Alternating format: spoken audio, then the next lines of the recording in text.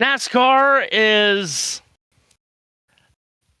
NASCAR is at the Kansas Speedway. We have returned to America's heartland today for 400 miles around what is becoming one of the most entertaining racetracks on the NASCAR calendar. Hello, one and all. I'm Matthew Owens. Welcome to Kansas. Thanks for having us in for the race. Our Ultimate Sports Racing team welcomes you to America's Heartland. Matt White, Seth Eves, JT, they're all with us today, coming right up in just a moment. JT pressing a bunch of buttons as usual. Behind the scenes, fun times. We are ready to go in Kansas. It is race 9 of the NASCAR Cup Series season. It has been a very entertaining start to the season. It's also been a start to the season that has seen dominance by particularly one organization, or maybe you could say two organizations that you draw a dotted line next to each and every time you talk about them. But Toyota, with 2311 Racing and Joe Gibbs Racing, they have been almost unstoppable so far in this season, and we're coming off of a race last week in Bristol where they were once again the big winners. And what we're going to have today is perhaps more of the same, as you can already see on the left side of your screen. 4 Toyotas in the top 5 starting positions. Perhaps it will be another Toyota dominant day here in Kansas. Can't wait to talk all about it. We are in hurry-up mode for this pre-race show as the green flag is only about 15 minutes away. So let's talk about the championship standings coming into race 9 of the year. Now, of course, we are still very early into a very long season, but this is the quarter pole mark of the year. Tyler Reddick has, of course, won 4 of the first 8 races. That puts him 62 points clear of Ryan Blaney at the top of the championship standings. Denny Hamlin is 3rd. Ty Gibbs has been ultra consistent since we've gotten away from the drafting tracks. His win at Bristol last week, the first of his career, puts him 4th in the championship ahead of Chase Elliott. Second page of the standings, 6 through 10, Larson, Byron, Wallace, Bell, and Busher. More about guys like Larson, Byron, and Wallace as we go on throughout the day. Brad Keselowski currently sits inside the chase field. Of course, it's the top 16 that make it into the new/old chase for the Cup. Carson Hocevar still inside that cut line too, and he's had a good qualifying run this weekend. Ryan Preece, who won the season opening exhibition race in Winston-Salem, North Carolina at Pullman Gray. He and Daniel Suarez just inside the cut line. Page 4 tells you the story about who's just inside the chase and who is just outside of it. Shane Van Gisbergen, off of what was a pretty miserable Bristol weekend, now sits just 1 point above the chase cut line. And below the chase cut line is Chase himself, Briscoe that is. He's recovered just a bit after his putrid start to the season. He's now just 1 point below the chase cut line. Austin Cindric, Michael McDowell, and A.J. Allmendinger just a handful of points out.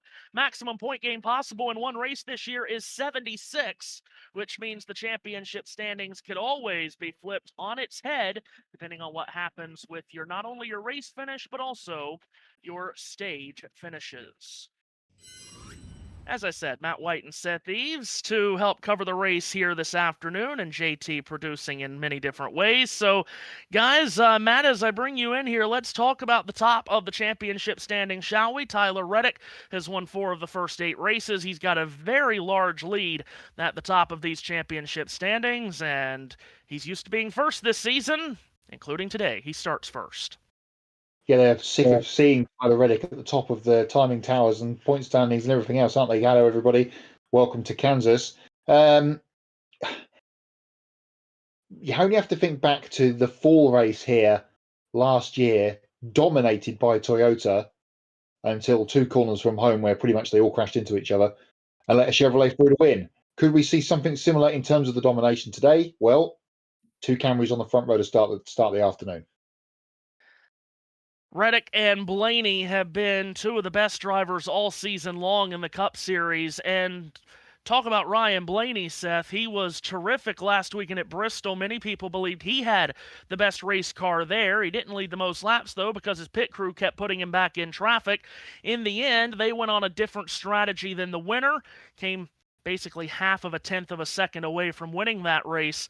There's been a change on pit road for the 12 team, and that's been badly needed. Oh, yeah. Without question, it's been badly needed. And you're talking now about a guy in, they've made a change, obviously, so they need that because his performance is too good to have it be wasted by this pit crew. And, I mean, the driver's doing his part. Now the rest of the team's got to step up. Matt, last 5 races, Ryan Blaney's pit crew has lost him a combined 88 positions on pit road. Yeah, if only that was determined by a starting spot. He'd start in downtown Kansas, wouldn't he? Today would be so far back, but yeah, it's probably the biggest outlying number of the season. Is that terrible? He and that team are so terrible in pit lane. But if it wasn't for Tyler Reddick winning all the time, he'd be much closer to him in the points, and he's still second. So swings and roundabouts, but the change was certainly necessary and needed. We'll see how it's affected going forward over the next few weeks. Matt, let's talk about our winner from last week. A first-time winner in the Cup Series, Ty Gibbs. What a result. Finally. We've been talking this up for, feels like 2, maybe 3 years now. Ever since he broke through to win that Xfinity, it was the Xfinity Championship, of course, then, a few years ago at Phoenix. A weekend tinged with tragedy, of course, for the family. But he's been close on so many occasions, and then was sort of nowhere for a bit. And you thought, oh, he's never going to come. He's gonna luck into one of these things in a rain shortened / fuel race, something like that. But actually, last week at Bristol, he was decent, running well after a bit of a slow start, and he held off the 2 best cars all day in those final couple of restarts in Ryan Blaney and Kyle Larson to take the victory. Very slim victory, but he still got the checkered flag nevertheless. So more Toyota wins, but good to see young Ty finally get himself on the board. Not only did he hold off the best 2 cars all day, he held them off while they were on fresher tires than he was. Indeed. So Seth Ty Gibbs finally has his first win. Now the conversation is he a championship contender? You see him 4th on your screen in the championship standings. If you take out the 2 drafting track super speedway races at the start of the year, he's finished no worse than 6th this season. Yeah, he's been pretty consistent, as you said, and now he's got a real opportunity to have a chance to even go further up in the point standings today. Again, 105 back, and I think a lot of people are still taking a wait and see approach with him. They just want to make sure that he is in the running and that he can keep this up through May, June, July, and all the other times before we get to the end of a season. So, but for right now, he looks pretty solid.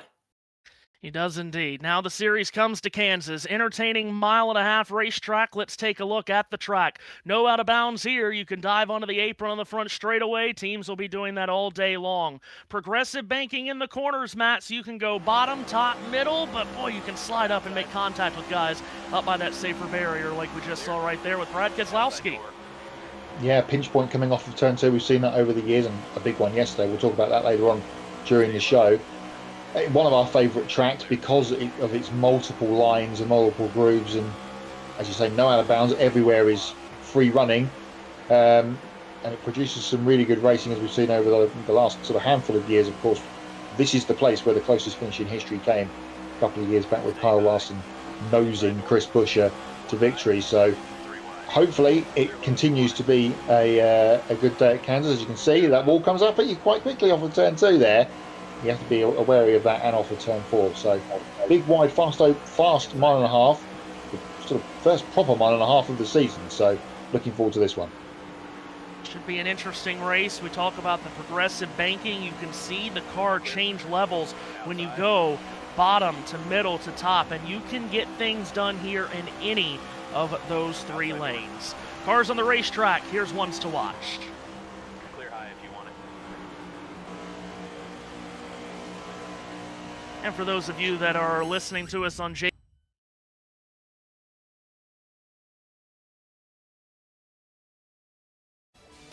After a terrible run last weekend at Bristol Motor Speedway, William Byron and Team 24 come to Kansas this week in a hope that it would be a track that they would go well at. The stats, unfortunately for them, tell a different story. In 8 next-gen starts here at Kansas, he has 4 top 10 finishes, 3 finishes outside the top 15. It's not been a happy hunting ground, and nor have the mile and a halves, contrary to popular belief. Their last win on a mile and a half track was all the way back in 2023 at Texas Motor Speedway. Points mean prizes, and after a terrible points day last week, William Byron and the 24 team need to get back in the saddle here at Kansas this weekend. It's fair to say it's been a disappointing start to the 2026 season for Ross Chastain, currently sitting outside of the top 20 in points and just 1 top 15 finish. That came back at Atlanta. However, Chastain has had a knack for cooking up wins and smashing melons on the mile and a halves. He won here in the fall of 2024, and his last 2 wins have come on mile and a half tracks. Kansas in 24, and last year in the World 600. Today, Ross Chastain looks to get his season back on track at the Kansas Speedway. Ever since 2311 joined the NASCAR Cup Series, Kansas has been considered one of, if not their best racetrack. Kurt Busch, Tyler Reddick, and Darrell Wallace Jr. have all won at the track for the team. And Wallace has been really good here, but sometimes hasn't gotten the finishes that perhaps he deserved, including last fall when he was leading in the final laps but finished 5th. As you can see, it's been a mixed bag of results at Kansas over the last 7 races for Wallace at the racetrack, but it hasn't been much of a mixed bag of lately in 2026. In the last 3 races, an average finish of 27th has dropped Wallace from 2nd in the championship standings down to 8th. Today, he looks to get back on the right track at one of his best tracks.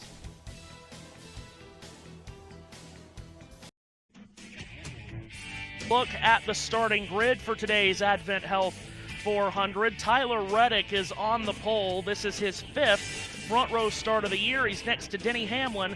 His 4 Kansas wins is more than anyone else. Bristol winner Ty Gibbs lines up in row 2 alongside Kyle Larson, who's won this race each of the last 2 years.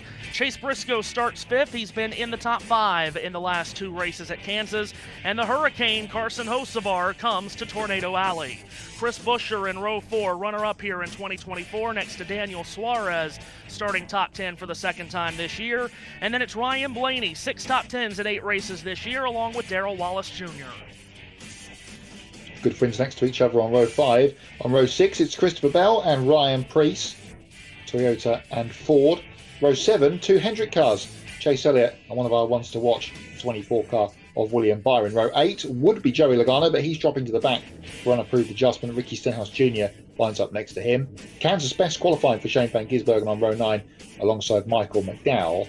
And row 10, the 43 car of Eric Jones and the 3 of Austin Dillon.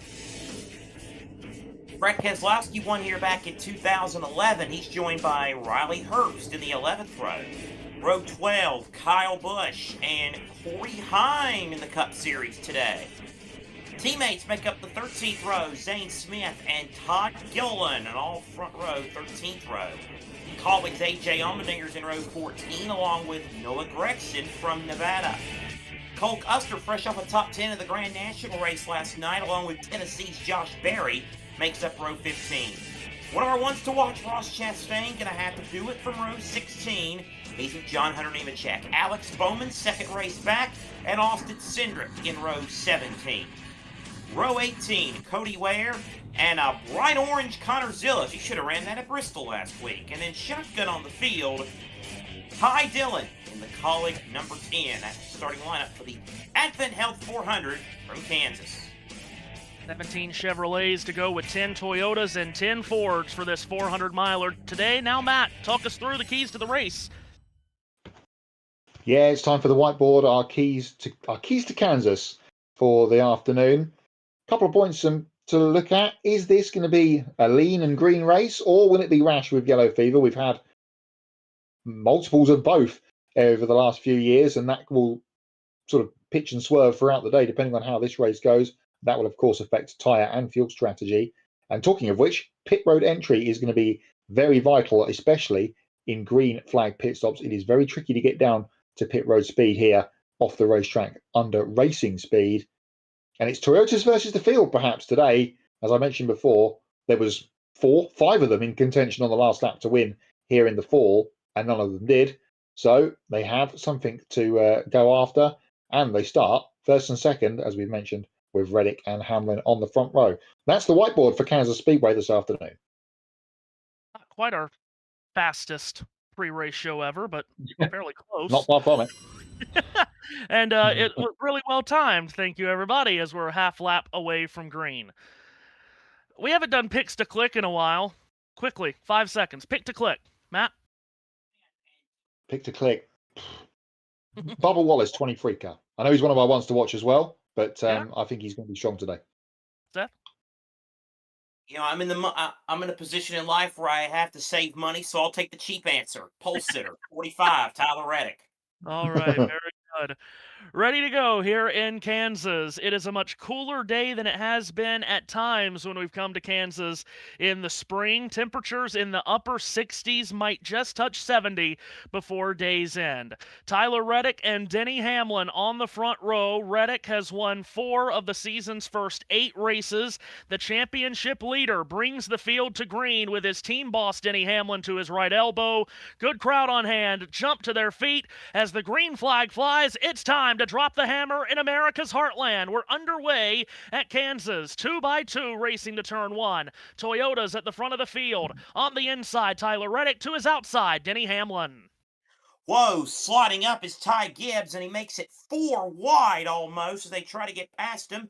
Almost 4 wide again around 11th place as they go into turn 3. But at the front, it's the 2 Toyotas, Reddick and Hamlin. They pull up to about a 4-car length lead on Kyle Larson. Denny Hamlin is going to lead the first lap, but by a nose as they come across the start finish line from the car that he owns, of course. Tyler Reddick in the 45. They almost touch as they head towards turn number 1 with Reddick on the inside. He wants to lead back, and he has it.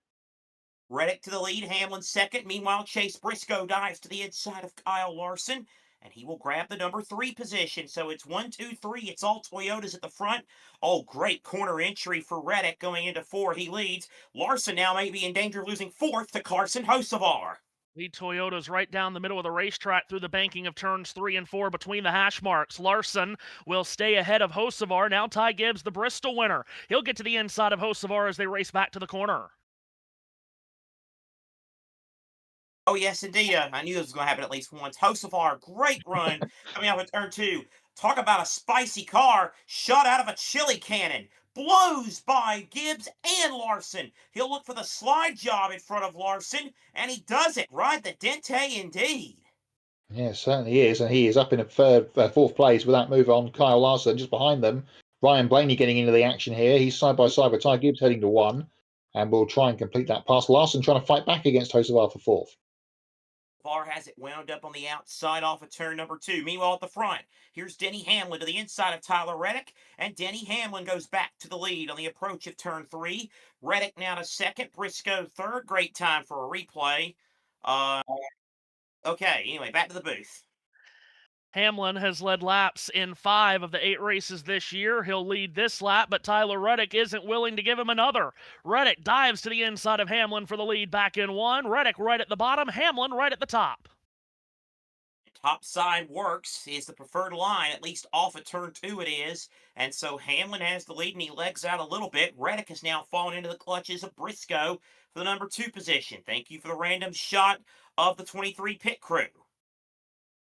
So Hamlin leading, Briscoe coming into the mirrors of Tyler Reddick for 2nd. A little bit further back, Blaney, Preece, and Wallace line astern for 7th, 8th, and 9th. William Byron just tucking into the top 10 as well.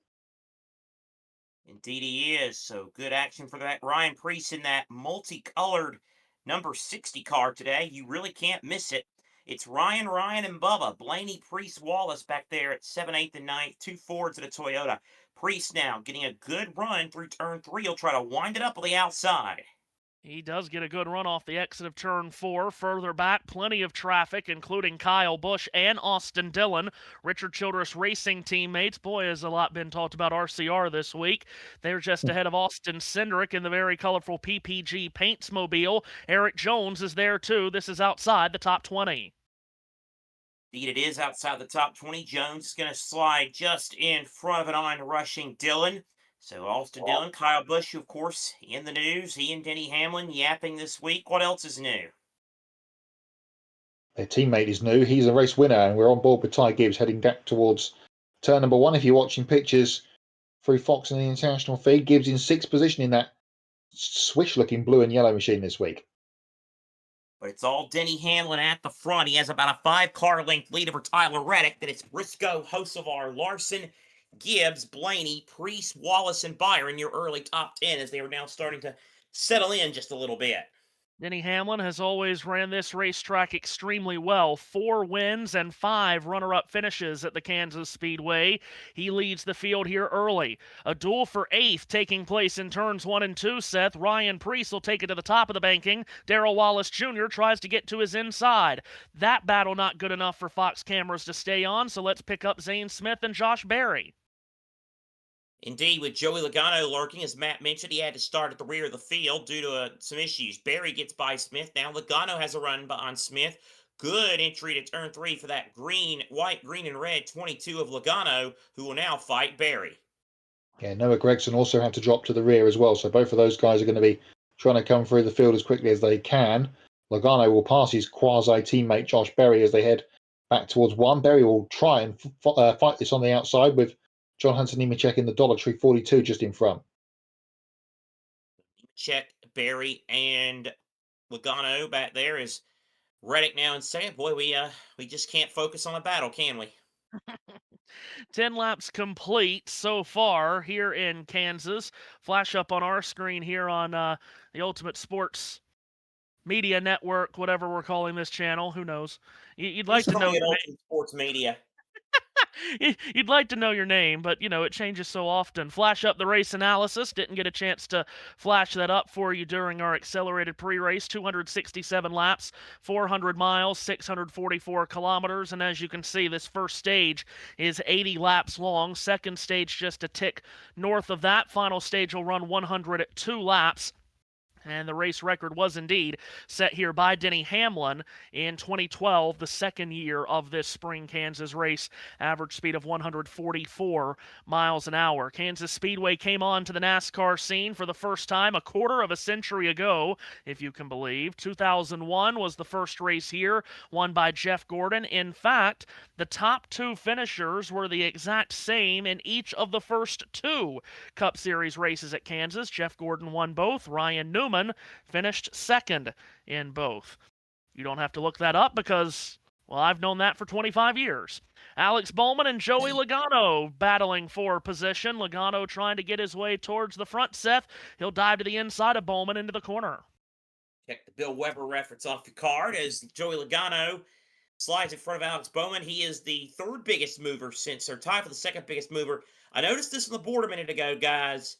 Corey Heim has moved inside the top 20. Again, the biggest mystery in this sport right now isn't about a package, isn't about horsepower, isn't about a point system for me. It's how does Corey Heim not at least have a full-time O'Reilly ride? Well, remember last year in this race, Matt, this was one of the Cup races that Heim ran, this spring Kansas race, and he was the highest finishing Toyota in this race a year ago. Yeah, he was the only one to avoid the carnage of that day, but yeah, too good to be out as much as he is. And when he does turn up in the Truck Series, now as a champion, he goes on and wins races. Is that paint scheme on the front of Bell's car, or is that a big piece of debris on the front of the Reese's number 20? That looks like a Walmart bag on the nose of the 20 car. He has 2 cars around him, Seth. Perhaps he could fall behind either Ricky Stenhouse Jr. or Riley Herbst, try to get the nose underneath one of those 2 cars and get that debris off the nose, because if he doesn't, that's going to be a problem. Front nose, that's right.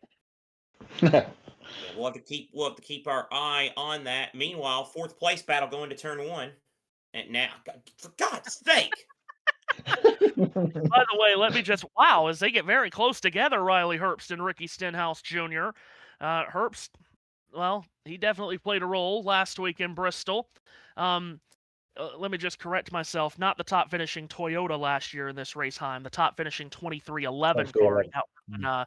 Reddick and Wallace. Christopher Bell was second, the highest finishing Toyota, of course. Wow, been some close racing here early. Carson Hocevar and Kyle Larson continue to battle for the 4th position. In fact, let's pick up that battle heading to Seth off 2. Oh, great run off the corner by Hocevar, and he will keep that number 4 position. Meanwhile, as again, we're being the Red Farmer treatment, I guess. It's Riley Herbst and Ricky Stenhouse Jr. down the back straightaway battling the World Championship of what? 30th? Is this what this is? I have no idea. Herbst has the position. Okay, so it's not that far deep, but it's still the World Championship of place that In the we don't teams. need to be focusing on. Yeah, Yeah, 15th you for think this so. battle. 15th. Okay, good run for those guys early, but Heim's catching them. Let's talk a little bit about Riley Herbst for a moment, because of course we had unfortunate happenings take place on our airwaves last weekend. Everybody knows by now, but you just didn't see it on this channel. Matt, Riley Herbst, who earlier in the race got together with Kyle Busch. Well, late in the race, Kyle Busch wanted revenge. It had been brewing for about 150 or 200 laps. Busch took out his anger, spun Herbst around. That's what created the caution that created overtime. And I kind of segued into this saying that this was a conversation about Riley. It really isn't. This is more of a conversation about Kyle. Matt, a lot's been talked about Kyle Busch this week, and he hasn't taken well to most of it. No, sounds like he was out swinging yesterday in the media availability with most of the members of the NASCAR pen, but Jeff Gluck got the main crux of the conversation from Kyle Busch. Yeah, all of that for Kyle, and he still didn't end up getting his own way, really, because Ty Gibbs, the man who replaced him at Gibbs, still ended up winning the race. So it didn't quite work out in round terms. As Christopher Bell managed to get that trash off the grill of his 20, just going to check in on that. If he hasn't, he might get a chance here behind Daniel Suarez. But yeah, a lot of talk about Kyle Busch this week. The falling from grace of a past champion and one of the legends of this sort of era of the sport, perhaps. We didn't really talk about it too much when Jimmy Johnson was on his way out, or even perhaps Tony Stewart, but it seems to be a conversation that people want to have about Kyle Busch over this little spring portion of the season. He is currently running in the 23rd position. Oh, look, just behind his teammate. Yeah, just behind his teammate. Teammate battle between Chase Elliott and William Byron. We'll have to talk about the woes of Hendrick Motorsports last week in Bristol as we go on. You heard a little bit about that in Ones to Watch with William Byron. But let's continue to follow this battle for 4th as they head to Seth Eves in turn 2. And Larson makes the pass. So Kyle Larson now to 4th. Hocevar drops back a spot real quick. Our man JT's on it, says the bag is off the Christopher Bell car. Connor Zilic, quote, "It's just not turning at all." Randall Burnett, copy that, man. I see it's really bad. His rough rookie season looks set to continue. Zilic running back in the 36th position. There was a lot of conversation last week, Matt, about Zilic going back to the O'Reilly Series, the Grand National Series, as we like to call it, of course. Just want to clarify for those people not in the know of what we call it. And winning that race at Bristol. And a lot of talk this week about Connor was, boy, hopefully that is a boost of confidence to just get back into a car that he knows how to drive and knows he can win in, and he did. Hopefully that's a boost in confidence, but that didn't really relate to Sunday. Didn't have a great run Sunday again. He's not running well here to start this race, although it's very early. But the rookie season for Connor Zilic, Matt, has been, I mean, honestly, it's been quite terrible. Yeah, it's a bit of a culture shock, I suppose, for young Connor, who, of course, turned up, not last year, it was end of the year before, wasn't it, in the Grand National Series, and was winning very, very convincingly, very quickly. And then went on to have such a dominant year without winning the championship thank you point system last season. But yeah, it's just been a struggle so far this season, and now with the new, without the win and you're in that we've lost this year in the Cup Series, he's not going to get a chance to do a Shane Van Gisbergen and win at San Diego, Sonoma, or Watkins Glen in the summer stretch when we go back to the road courses where he will be a factor, perhaps. So yeah, it's been a struggle, but this is his first year at this level, and his second full year in the NASCAR system. So just need to give him some time. I can't remember if I ended up putting him in my 16 at the end when we did our preview show at the beginning of the season or not. If I did, I think I'm regretting it. And no one knows anyway because that video has been lost to time. So, Indeed so. so no one can say that you were wrong. No. Don't you love it when Well, that? I definitely said he wasn't going to make it. There you go. Just to clarify. Person host of our Lost Sport, the Kyle Larson, now said they might be losing 5th. Yeah, Ty Gibbs to the inside off of turn 2 and down the back straightaway. Gibbs with a good surge going into turn number 3, and he's got the spot. Ty Gibbs into the top 5 in car 54 as he gets by Carson Hocevar. Yeah, some pep in his Zep, perhaps, for Ty Gibbs today, again, after that win last week. And he's up in a 5th position in front of Hocevar. Hamlin, Reddick, Briscoe, Larson, Gibbs, the top 5. Hocevar, Blaney, Wallace, Busher, and Priest, the top 10, as you can see on your screen. Indeed. Yeah, I don't know. There's really no need for me to give full field rundowns. That's right, because we got it on our screen. There you see it. Meanwhile, further back, Daniel Suarez using the high line to make a pass on Brad Keselowski. That is for the 16th position. So Suarez in 16th and Keselowski back in 17th. Again, different looks this week. Suarez black, green, and white. Blue and gold for Keselowski. Blue and orange for Keselowski. I don't know what you would call that other color. Suarez has been backsliding. He's dropped 8 positions from the start. Started 8th, now runs in 16th. Might be in jeopardy of losing that spot. The battle goes to 2. Keselowski follows Suarez at his tire tracks off turn 2 of the high side of the racetrack. Now they go down the back straightaway. It is Suarez ahead of Keselowski by about a car length or so. Now Keselowski tried to close in just a little bit. Now he'll go about a scotch lower, but not low enough. Suarez will keep the spot. Matt, speaking of done. things that we have on our screen, as I look to my right, and as everyone can see on our screen, you can see lap times for drivers on the last completed lap, and you can also see their best lap time. I bring that up to say our race leader Denny Hamlin's last lap, Matt, 2 seconds slower than his fastest lap on lap 3. 2 seconds of drop-off across 30 laps. What do we think? Yeah, heading towards the midpoint of the first stage here, of course, which will be coming up shortly on this 80-lap first run. And Denny's just about to put a lap on John Hunt and Imicek at the back of the field. And into the lap traffic he goes pretty full on now. He's got a couple of seconds on Reddick and a lot more on Larson, who's got around Briscoe for 3rd place while we were looking elsewhere. So, yeah, tyres falling off. It's perhaps going to be falling into that point very soon where crew chiefs are going to decide whether to split the stage in half here on tyres. Fuel's not going to be an issue, but on tyres and fall off, it might be a 40 and 40 here for this first stage of the day. And more than likely, you're going to get around 80 green flag laps in Stage 2. Stage 2 length is 85 laps, so more than likely we'll go green with about 77, 78 laps to go in that stage. So you'll probably see crew chiefs, as Matt just said, split each of these first 2 stages. Where that becomes a bit muddied, Matt, is that final stage, which is scheduled for 102 laps. You probably go green with about 95 to go.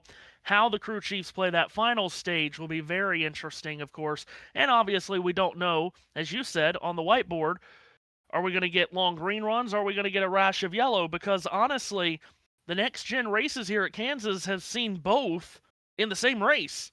We will see long green flag runs, and then we'll see cautions bunched up with each other. And now we're seeing pit stops. Ryan Preece is in.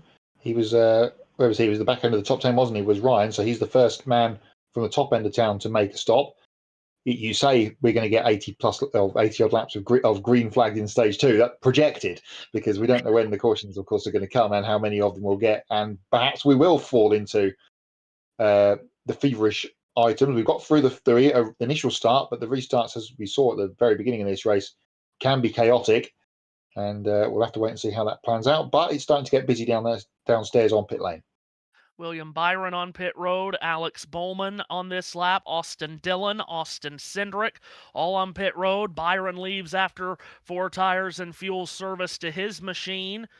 Looks like that perhaps is Chris Buescher coming off onto pit road. Yes, it is.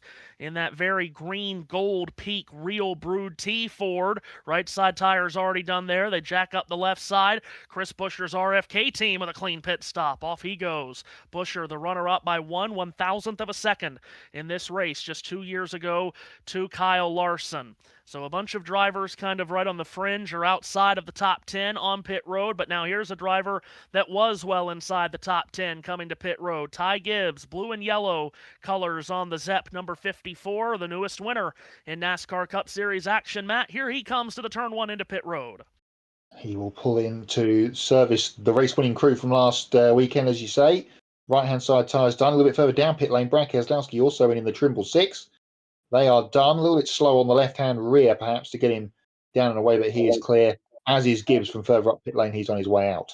Shane Van Gisbergen on pit road, Alex Bowman, now Kyle Larson. I love when we follow a car come all the way down to pit road, then he gets into his box and we flip to another pit stop. That's just great. Here's Larson swinging into his box. He stops pretty much just on his mark. Right side tire's already on. They'll flash around to the left side of this blue and white number 5.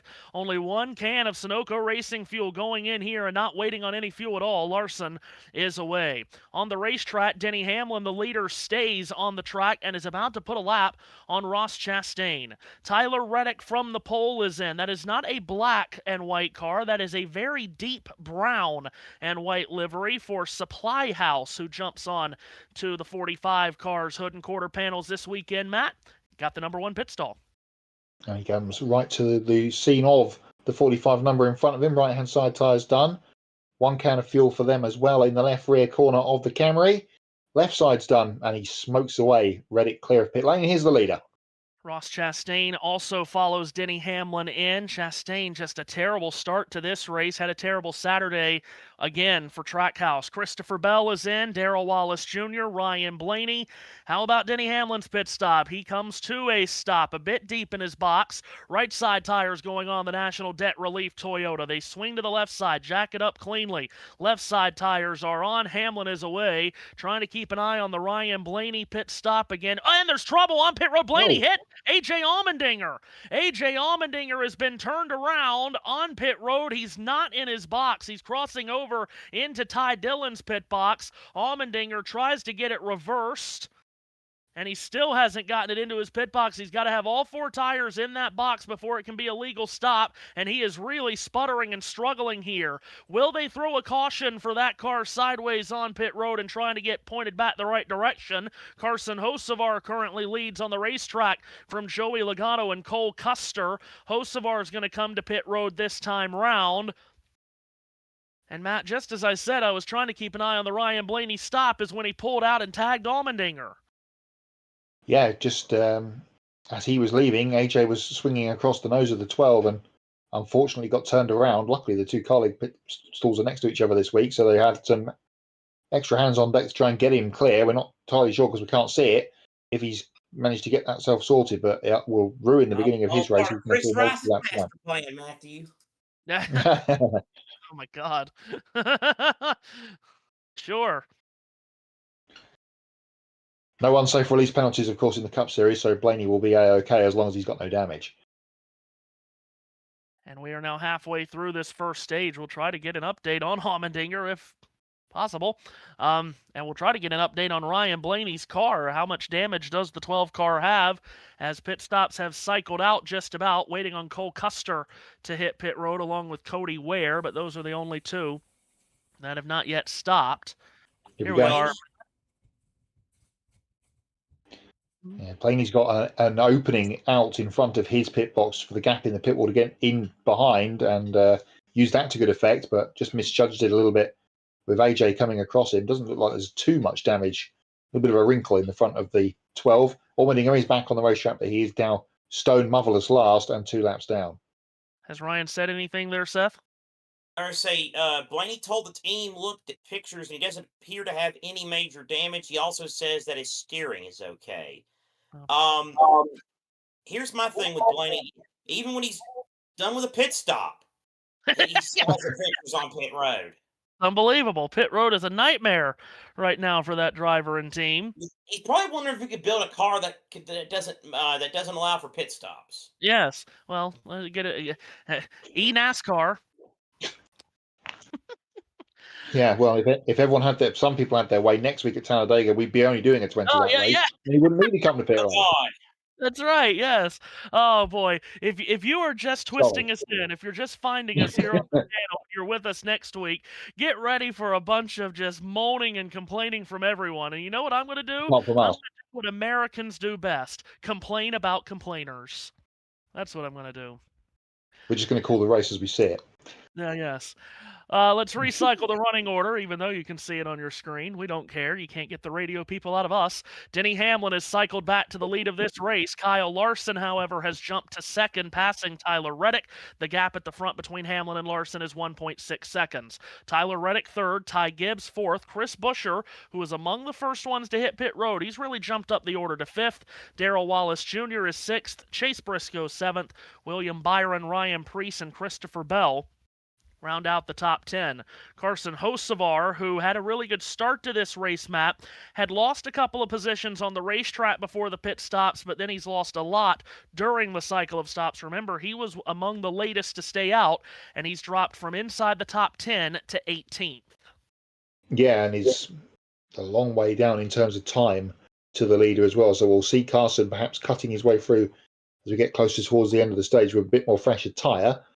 Have to see how the Dente goes on this second stint, as he's now fallen back through the field. So that's a bit of a shame for him. Otherwise, yeah, Buescher, the big winner in that cycle, up to fifth. For those of you listening, depending on how you're listening, we are both on Ultimate Sports Media Network and JB Motorsports. Glad to have you all with us on JBM. Plenty of comments. Let's see. Nathan Troxel says he misjudged. Either Blaney or Almendinger on that. Let's see. Big Red says, I want to thank you guys for always being here every Sunday. Yes, indeed. JBM is here every Sunday, every Saturday, every race day. Known to man. No doubt about that. And JB currently piloting himself. Well, he's not piloting because he's on the train.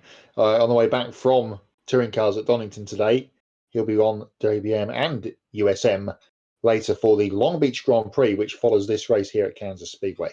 Green flag just north of 6 p.m. Eastern time for IndyCar's first crown jewel of the year. And I think we also have a commenter in the JBM chat, Seth, that kind of jumped onto what you were talking about. I hate Fox anymore. I will not subscribe to them. We're loving when we try to call the race the way we call it, we don't love, changing camera shots every 2.7 seconds, do we, Seth?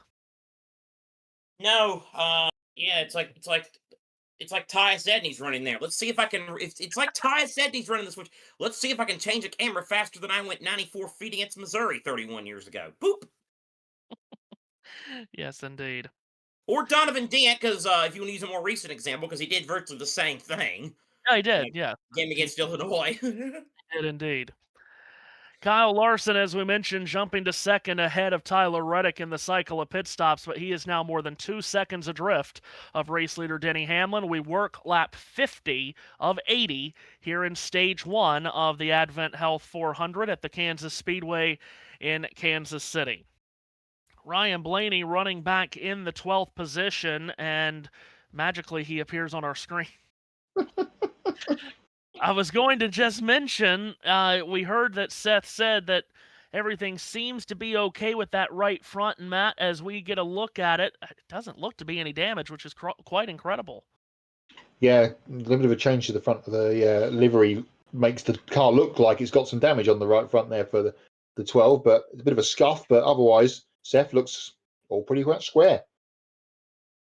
Yeah, it's all systems go for Ryan Blaney. Meanwhile, 3 wide between Riley Herbst, Corey Heim, and Carson Hocevar. Hocevar trying to battle. Oh, Heim slides up into Herbst, and he's going to get Herbst a little bit sideways and into the wall. He keeps it pointed in the right direction, though. Same exact thing happened there, Matt, which happened on our virtual lap when I got up and lost the front nose. See what I did there? Lost the front nose and drifted up into Brad Keselowski. That's what just happened to Heim, drifting up into Herbst. It was just in 3 and 4. It was a 5-second shot there of the future of the sport. Heim, Herbst, and Hocevar all battling it out together. But this time it's a little bit further down the field, but they all managed to keep it straight. Good save from Herbst coming sideways through turn 3. Oh, boy. Oh, here we go. What they're doing. See? Denny Hamlin to the inside of Kyle Busch. trying to put him a lap down. And Kyle said he was going to make his life hell on the racetrack. Here we go. Yep, here All they are. talk or action, Kay? flashing across the line and back to one. Busch did say yesterday in that comment with Jeff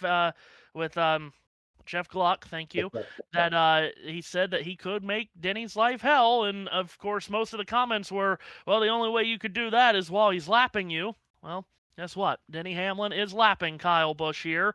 And in turn 3, Matt, no issue for Denny getting around the 8 car this time around. Yeah, indeed so. And Kyle will sit in behind for the moment. So he is 26th on the rundown. And we always keep a check when we talk about Kyle Busch where his teammate is. Austin Dillon, by the way, now is 21st. So not outrunning his teammate, and now a lap down to the man that said he needs to pull his socks up, and that's Denny Hamlin in the lead. Here's how I feel about this situation, Seth.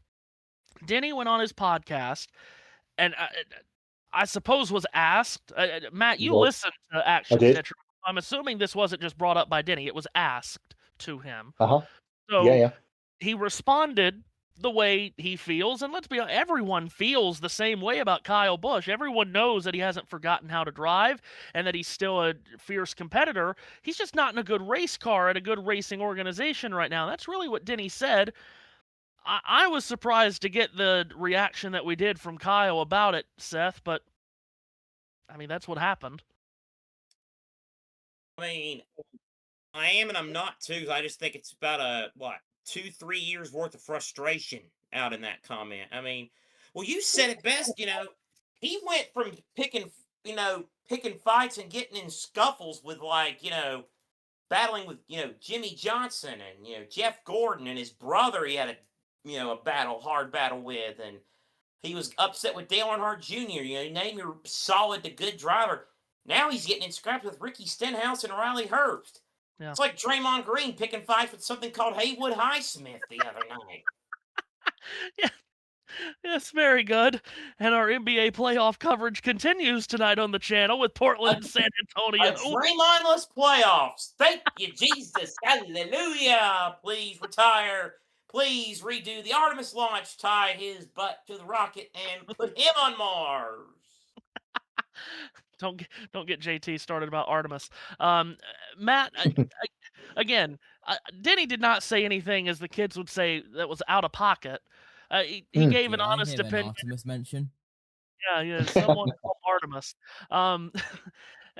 Denny said what everyone feels and what everyone else is thinking. Like I said, I was just a bit surprised that Kyle went out of his way to make the comment that he did in reaction. Yeah, I mean, when he moved to RCR that first season, and the sort of first half of it, he was great. Won 3 races in that first season. We all thought, the old Kyle Busch is back. But now the playing field is leveled and everyone's got on top of this car.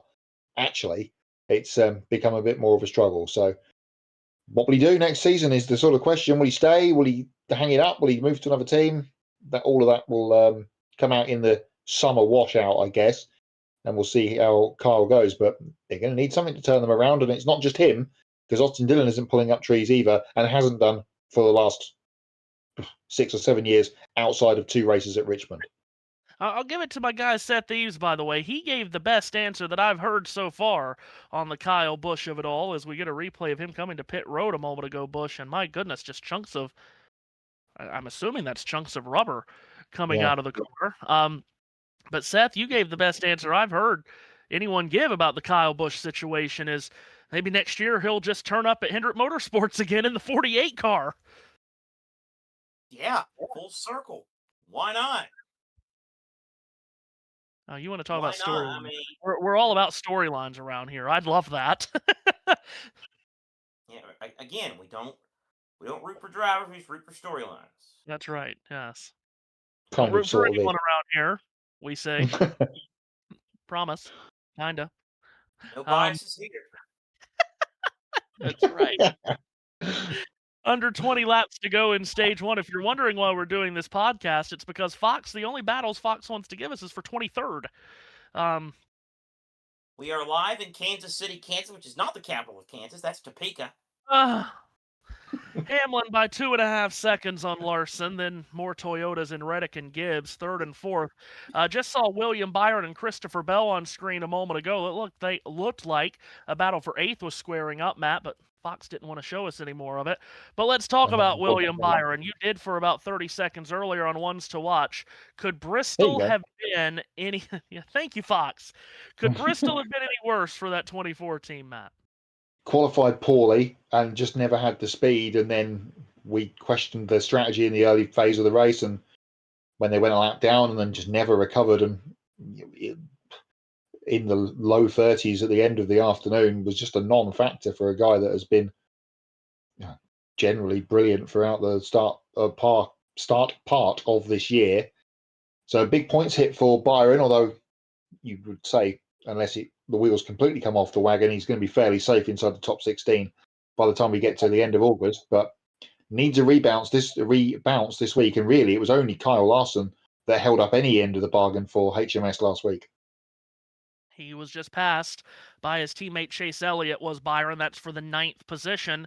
You know, they had to change to the nose of the Camaro in this offseason. And Seth, we were talking earlier in the week, historically speaking, outside of 1995, really, when Chevrolet went from the Lumina to the Monte Carlo, historically speaking, anytime a Chevrolet gets redone, whether it's just an alteration to the body or if it's a total overhaul, Chevrolet teams struggle the first year or so after that change. And so far this year, they are on the struggle bus right now. They are.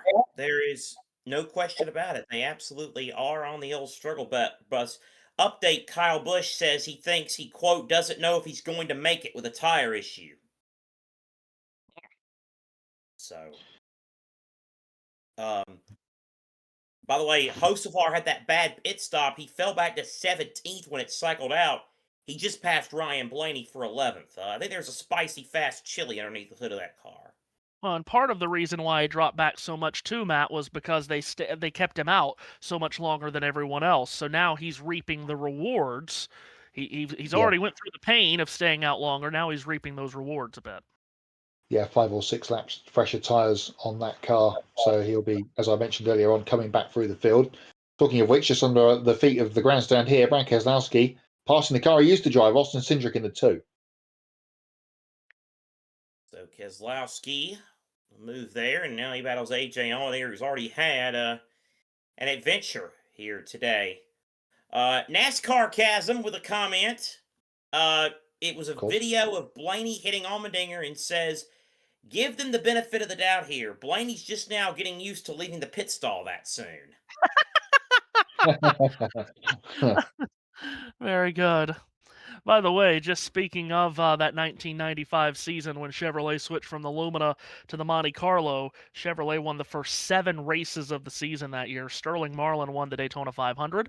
Jeff Gordon won at Rockingham. Terry Labonte won at Richmond. Gordon again at Atlanta. Marlin again at Darlington. Gordon again at Bristol. And Dale Earnhardt won at North Wilkesboro. The first non-Chevrolet to win that season was Rusty Wallace at Martinsville in his Ford. Then the Ford of Martin won at Talladega. See, you come to this channel to get current racing and racing history, which Matt will tell us more about in 11 laps. Whoa! 3 Matt all heading to Seth. Yeah, Christopher Bell says enough of your racing, of your nostalgia right now. He goes by Briscoe, and he's going to try to go by Bubba Wallace to grab the 6th spot. Can you stay on one God-blessed battle? We do not care about, or Mike Collett, we do not care about Denny Hamlin lapping washed Joey Logano. Oh, dear me. It is incredible what we're seeing with these camera cuts. Absolutely amazing. And now they're going to give us a replay of what they were just showing us, Matt, when they could have just showed us. Yeah, Christopher Bell got the big run off of 2 and ducked low. Wallace actually got the wall. We talked about that, didn't we, in our virtual lap about that wall comes up and gets you off turn 2. And Wallace, the first person to find it this afternoon with the right rear of that Camry in an all Camry scrap. Joey Logano hanging on here, though, in front of Denny Hamlin, trying in vain, perhaps, because there's still 9 laps to go to stay on the lead lap.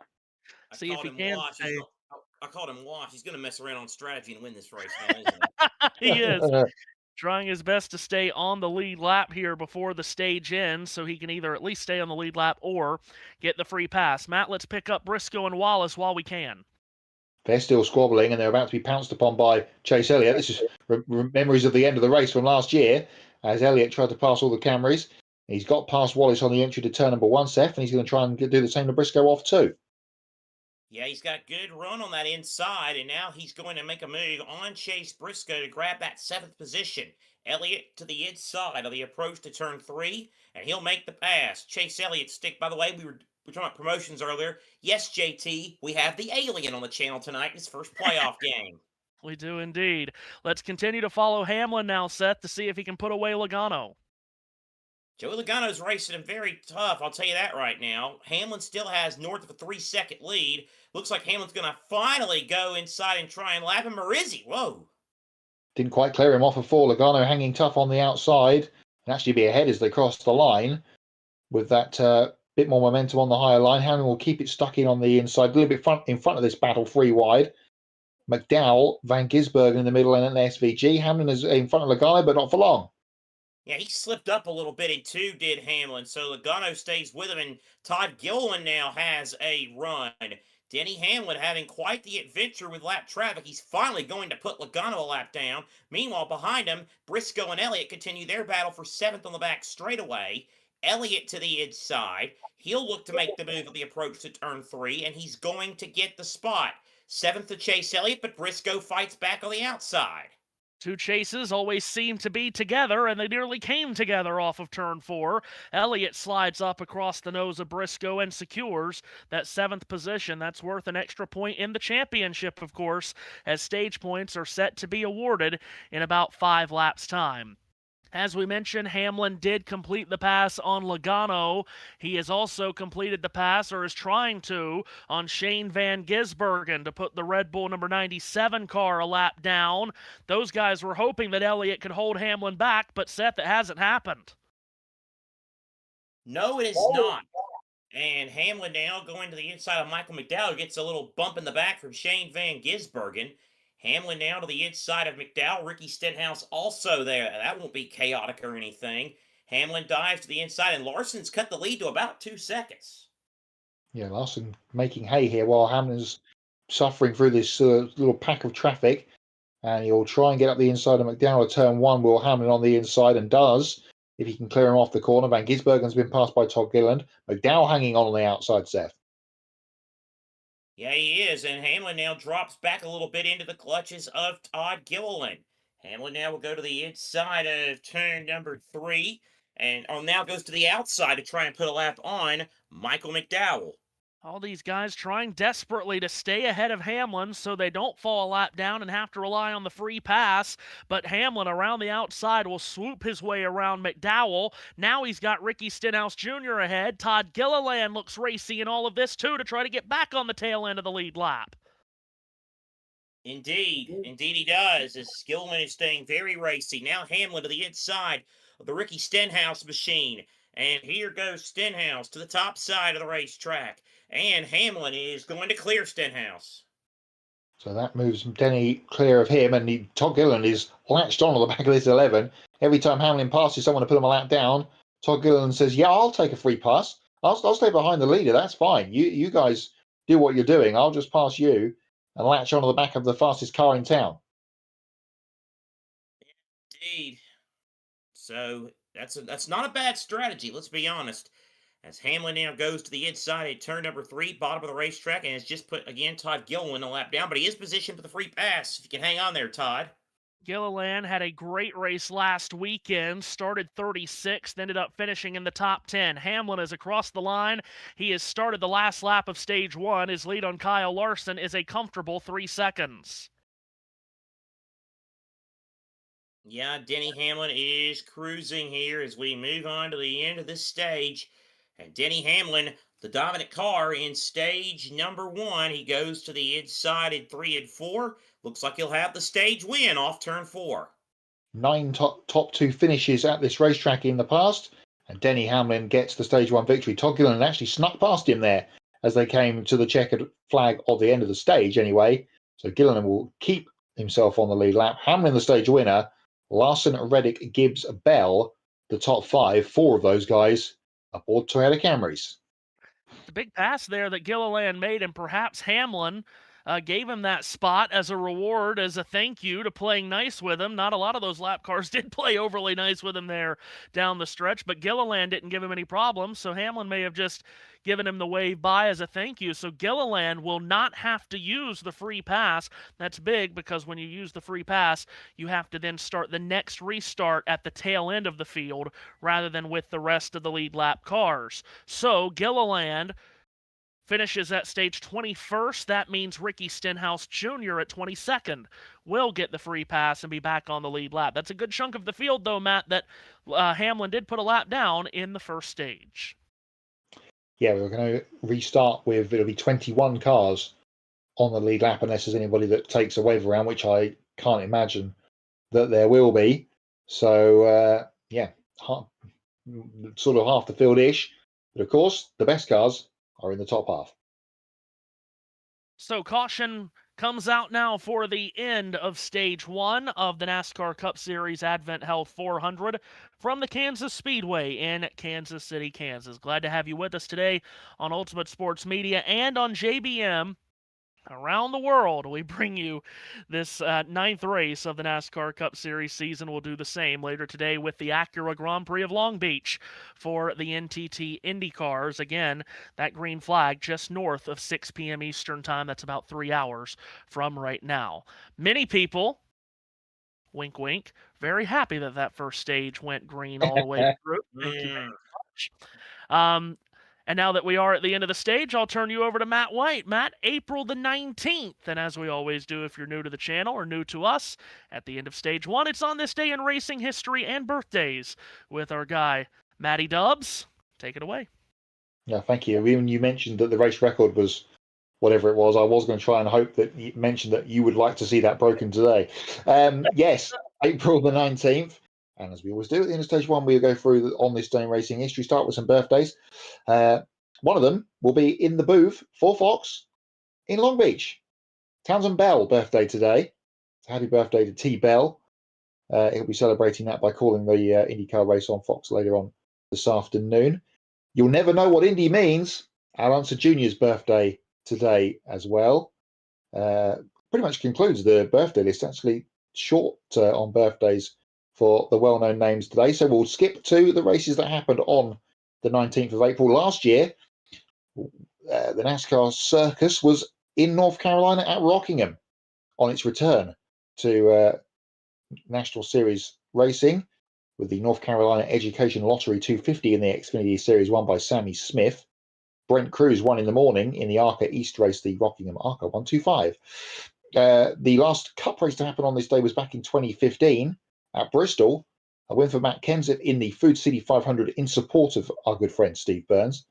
Earlier on that day, Lewis Hamilton won the Bahrain Grand Prix, the Jewel in the Desert, and also that was also a Long Beach Grand Prix Sunday. Scott Dixon winning on that day in 2015. Ed Jones won the Indy Lights race earlier on in the day.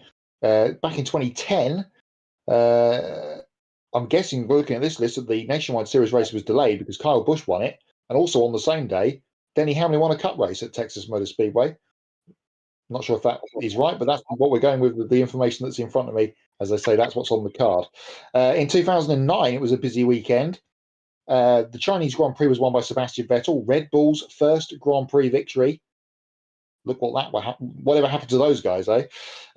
J.R. Hildebrand won the Indy Lights race at Long Beach on that day. Dario Franchitti won the Long Beach Grand Prix.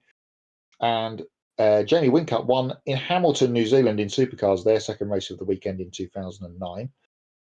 2008 at the Autodromo Hermanos Rodriguez, the Grand Am Series was there, and it was won, the Mexico 250 was won by Mark Goosens and Jim Matthews.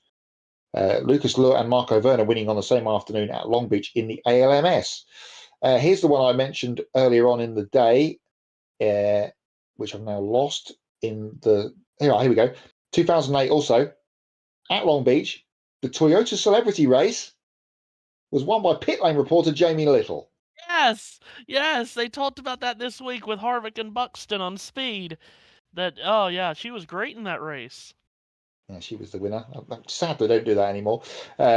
Austin Dillon won on the same day in the Camping World Truck Series at Greenville Pickens Speedway in the Camping World East Series. Sorry, Oh my God! Do not get me an started on American what they're doing to that place. Yeah. Jesus God Almighty!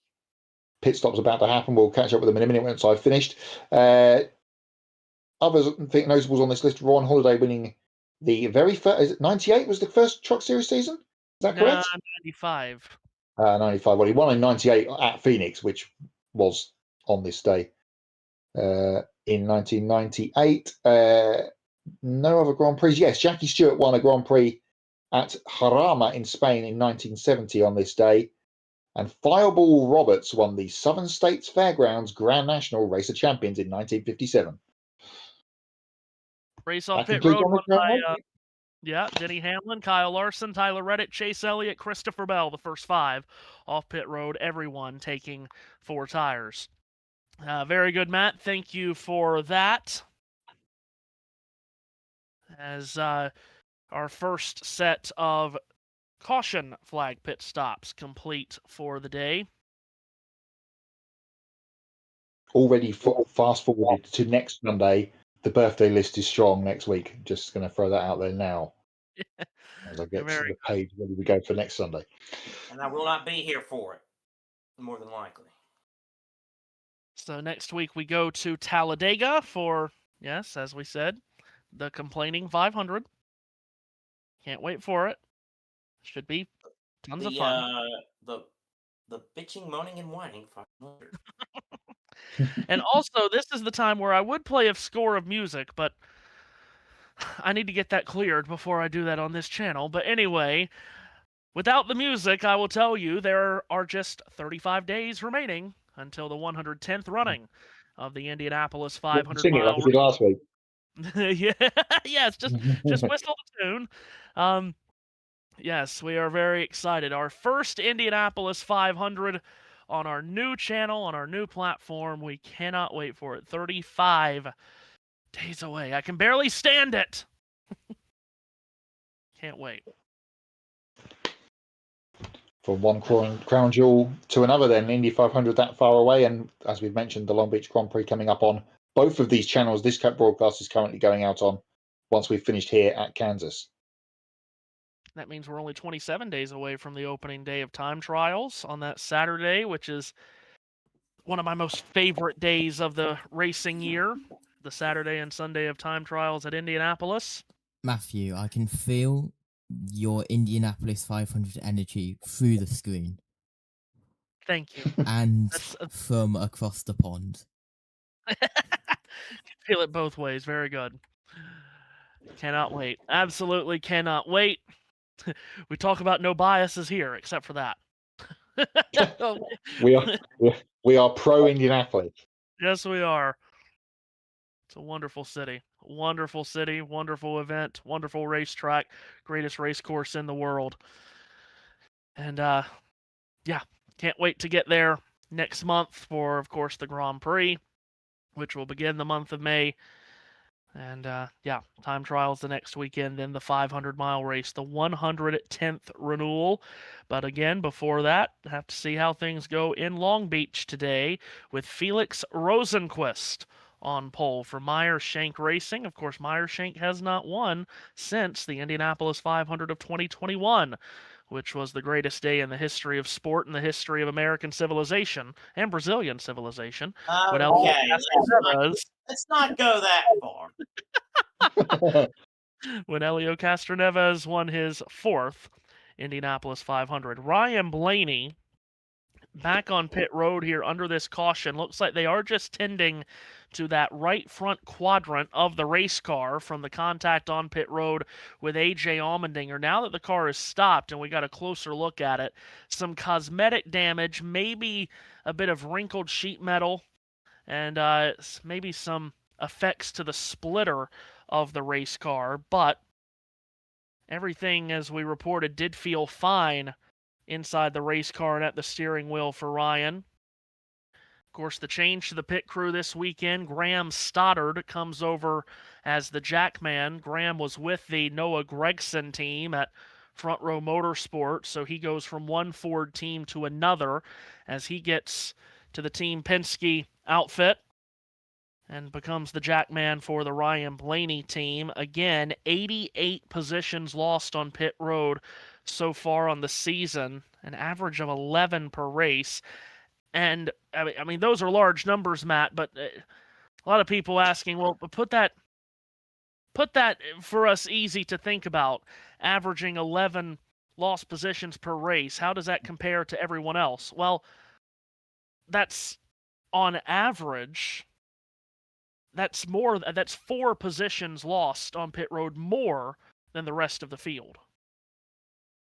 Yeah, it's it just doesn't make for good reading at all, does it, from those guys? So start of changes. Maybe there's going to be some more to come over the next little while. So we'll have to wait and see.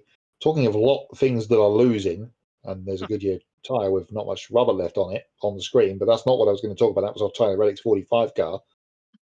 We're about to go green for stage 2 on lap 9 of the stage, which is an utter ridiculousness. Yes, that we're going to lose all of that racing time. Fox went to commercial at the end of the first stage. They came back for pit stops. They went to commercial again, and we still haven't gone back to racing, but we are about to because the cars are in turn 3.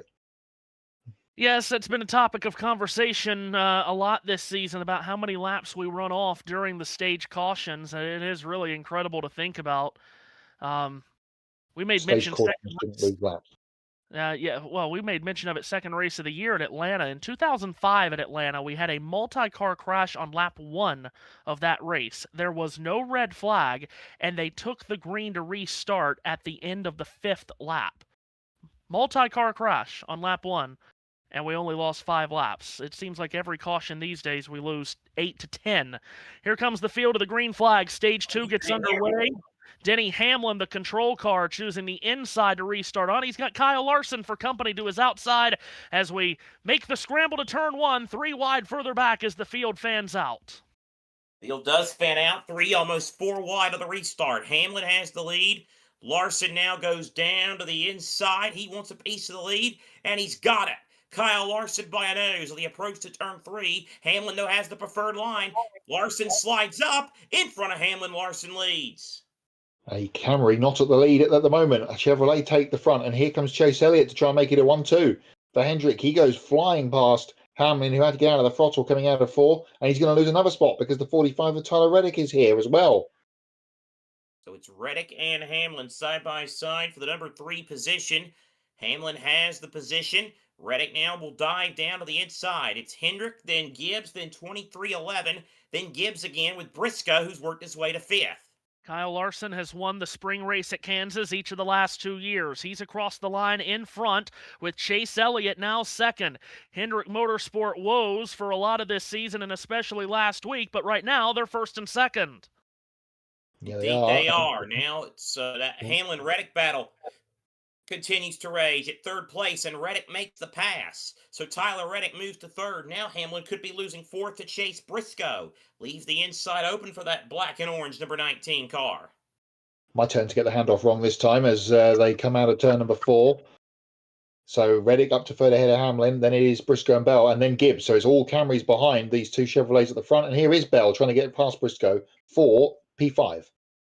Briscoe with a good run off at turn 2. Meanwhile, further back, for some reason, we look at Austin Dillon, Austin Cindric, and Todd Gilliland as Gilliland flies by both Dillon and Cindric. Meanwhile, Larson with a steady 3-car length lead over Chase Elliott. Yeah, a lot of traffic middle of the pack as everyone tries to get it ironed out and sorted out on this restart. That first stage, those first 80 laps went caution-free, so the best time to make up positions is when they're all bunched up like this. Ryan Preece will try it. He'll dive bomb to the bottom of turn 1 underneath Carson Hocevar. Noah Gregson's there too. Good run by Hocevar off of turn 2, and now he will try Austin Dillon. Further up, 2nd place is now a battle. Elliott has it. Reddick wants it. That's the battle for the number 2 position. Yeah, Reddick on the prowl here to try and get back into the top 2 positions, and he'll suck up to the back of the 9 here using the slipstream as they come down the front straight away. Has a look to the inside. Chase Elliott covers that off. So Reddick will have to wind it up on the outside here, see if he can get the momentum off the corner. So Heim now has the position in front of Austin Dillon as that battle for further back continues. Now back at 2nd. Reddick inside of Elliott. He gets close. But it's not quite close enough. Elliott will keep the spot. Elliott rim riding around the top using every bit of that 20 degrees of progressive banking at the top of the racetrack. He holds Tyler Reddick off for now. Back to turn one. Elliott once again at the very top. Reddick is about a groove lower. Indeed he is. So Elliott now will actually leg it out by about an extra car length over Reddick as they head down the back stretch and into turn number 3. So Chase Elliott now stays up against the wall. Reddick about a scotch lower in that 45 car, running in the 3rd position. Shot on board the 45. He was more turning right into a left-hander. There was Reddick in turn 3 than he was turning left. But again, he gets the big run coming down the front straight. Will dive to the inside of the 9. Can he get to the quarter panel? No, not quite. But he still might be in position to factor a move down the back straight, Seth. Indeed. So here he goes. Reddick now inside. Will he have the position? Yes. Blows by. So move Tyler Reddick to 2nd. Elliott back to 3rd. And Denny Hamlin now 4th. Elliott looking for a crossover. Not quite. Yeah. Well, Elliott's going to go all the way down to the apron, almost in the grass, to try to get back to the left elbow of Reddick. Reddick was down on the apron as well, and Reddick holds on to that 2nd position. So, good battling here at the front. Reddick has the 2nd spot ahead of Chase Elliott, who will now backslide in 3rd, and Seth, he might lose that spot too. Yeah, Denny Hamlin has a big run on him on the approach to turn number 3. Here goes Hamlin inside of Elliott. Good move. Hamlin, whoa, that was tight. And then he got through. These two have had history of running into each other at racetracks before. Not quite on this occasion, but that would have had Chase Elliott out the throttle as Hamlin moves back up into the 3rd position. Hamlin now moves to 3rd. Elliott back to P4. Then Bell 5th. Briscoe, Busher, Gibbs, Bowman, Wallace, the rest of the top 10 you see on your screen. Kyle Larson has now legged it out to more than a full 2nd on Tyler Reddick at 1st. Well, you got some Kansas royalty going on here in the at the front of this field. The top 4, Larson, Reddick, Hamlin, and Elliott, they have a combined 10 wins at this racetrack. Larson has 3, Reddick with 1, Hamlin with 4, and Elliott with 2. Christopher Bell runs back in 5th, Chase Briscoe 6th, Chris Buescher 7th, Ty Gibbs 8th, and Alex Bowman 9th. Those 5 drivers have never won at the Kansas Speedway. Darrell Wallace Jr. has, running back in the 10th position. Here come the leaders up out of turn number 4. Speaking of Alex Bowman running in the 9th position, good gracious, Matt, is that the highest up we've seen him all year? We've barely seen him. So, yes, this must be the highest we've seen. The 48 car. Whoa, Corey Heim trying to make a 3-wide elevator bottom to top to bottom move there in turn 1, trying to get past Gilliland and Cindric, but it didn't quite happen for him. But yeah, good to see the 48 up at the front of the field. They've really got nothing to race for apart from to try and win as many races as they can at this stage of the season, because they're not going to point their way in on current trajectory to get into the chase. So Alex Bowman just out for trophies. That's exactly right. Kyle Larson, the leader by 1 second, has run down the A.J. Allmendinger car. It's been a nightmare here for A.J. I guess he's great at this racetrack too, I suppose. As he runs fast, 3 laps down. Scratch that off your bingo card 2.0. Just wait till Mother's Day weekend at Watkins Glen. 100 laps up on the board, now 101 to be exact. Larson out in front, but that lead is shrinking as he's got the dirty air of Allmendinger really starting to affect him just a bit here. On the lead lap, just 23 cars. Eric Jones in 24th is the first car off the lead lap. Keeping an eye on Ryan Blaney after making that extra stop under caution to deal with the right front that he collided into Allmendinger with on pit road. He has not made up much ground. In fact, only 2 positions. Blaney runs in the 21st spot. Carson Hocevar comes up off of turn number 4. He's looking at the back bumper of the Trimble Ford of Brad Keselowski. This is a battle for the 12th position, motoring back into turns 1 and 2. They are, as Hocevar continues the battle. Oh, we just barely missed making the pass. I have a question, Matthew. Now, Okay. You know, they used to have, if you listen to old MRN race, they used to have the, contingency awards. Yeah. And, like the goodies heart. Well, if we should invent one in a different category, it can be any kind of category you want every week. I feel like I'm going to start doing that because you mentioned Kansas royalty, and I meant to make a smart comment about this at the start of the race. So let me ask you this question. Who's going to win the Darren Peterson No Show of the Race Award? Jeez. Oh my God. At this rate, Joey Logano might not be a bad bet on that one. No. Goodness gracious, you just think of it all. You really do. Battle ongoing I for got the to night contribute something. position. JT does all the hard work, and you do all the you do the magnificent commentary, and Matt's got the racing X's and O's. I got to provide something here. Dang. Battle for I'm the not ninth just a pretty position face. Literally, I'm not a pretty face. is ongoing, coming to you, Seth, for ninth. Alex Bowman and throwing some punches with the black and electric blue 23. Yes, indeed. Good move into turn 3, though. Wallace on corner entry. Oh, he washed up the track a little bit, though. That's going to leave the door open for Bowman. Yeah, well, Wallace cut across the nose of the Ally 48 there to keep the position. So Wallace stays ahead for the moment as they head back to 1. Used all of the apron and more. We slide back slightly. This is 14th and 15th we're looking at on the pictures now. It's Austin Cindric in the 2 and Corey Heim in that fluorescent yellow 67. Indeed, or neon, as we might would call it. Anyway, the 67 car of Heim. I'm doing the meme. You can't see me. 6-7 car running in the 15th position. But again, all Kyle Larson at the front of the pack. Larson leading by about 0.7 of a second, now 0.6 of a second on Tyler Reddick. So Larson has led the whole way since the restart to get stage 2 started, but he hasn't legged it out the way that Denny Hamlin did in that first stage. Again, we'll have pit stops, as you would expect, around the 40-lap mark, maybe a little bit after that, Matt, because as you mentioned, as you so subtly mentioned, Matt, we did spend extra laps under caution there, so we might go a little bit past the 40-lap mark this stage. Yeah, I tried to roll it out subtly, but just didn't happen. Talking of subtly, if you had the under on the first 100 laps of Fox Show Michael Jordan, you would have won. They did it on lap 97 today. Larson being closed in, though, by Tyler Reddick. Also, on Ryan Blaney watch, as we mentioned, he came back down to have that damage assessed. He is on the lead lap. He's second to last on the lead lap in 21st position after that extra pit stop that 12 team took under the yellow. So, all right. So go ahead.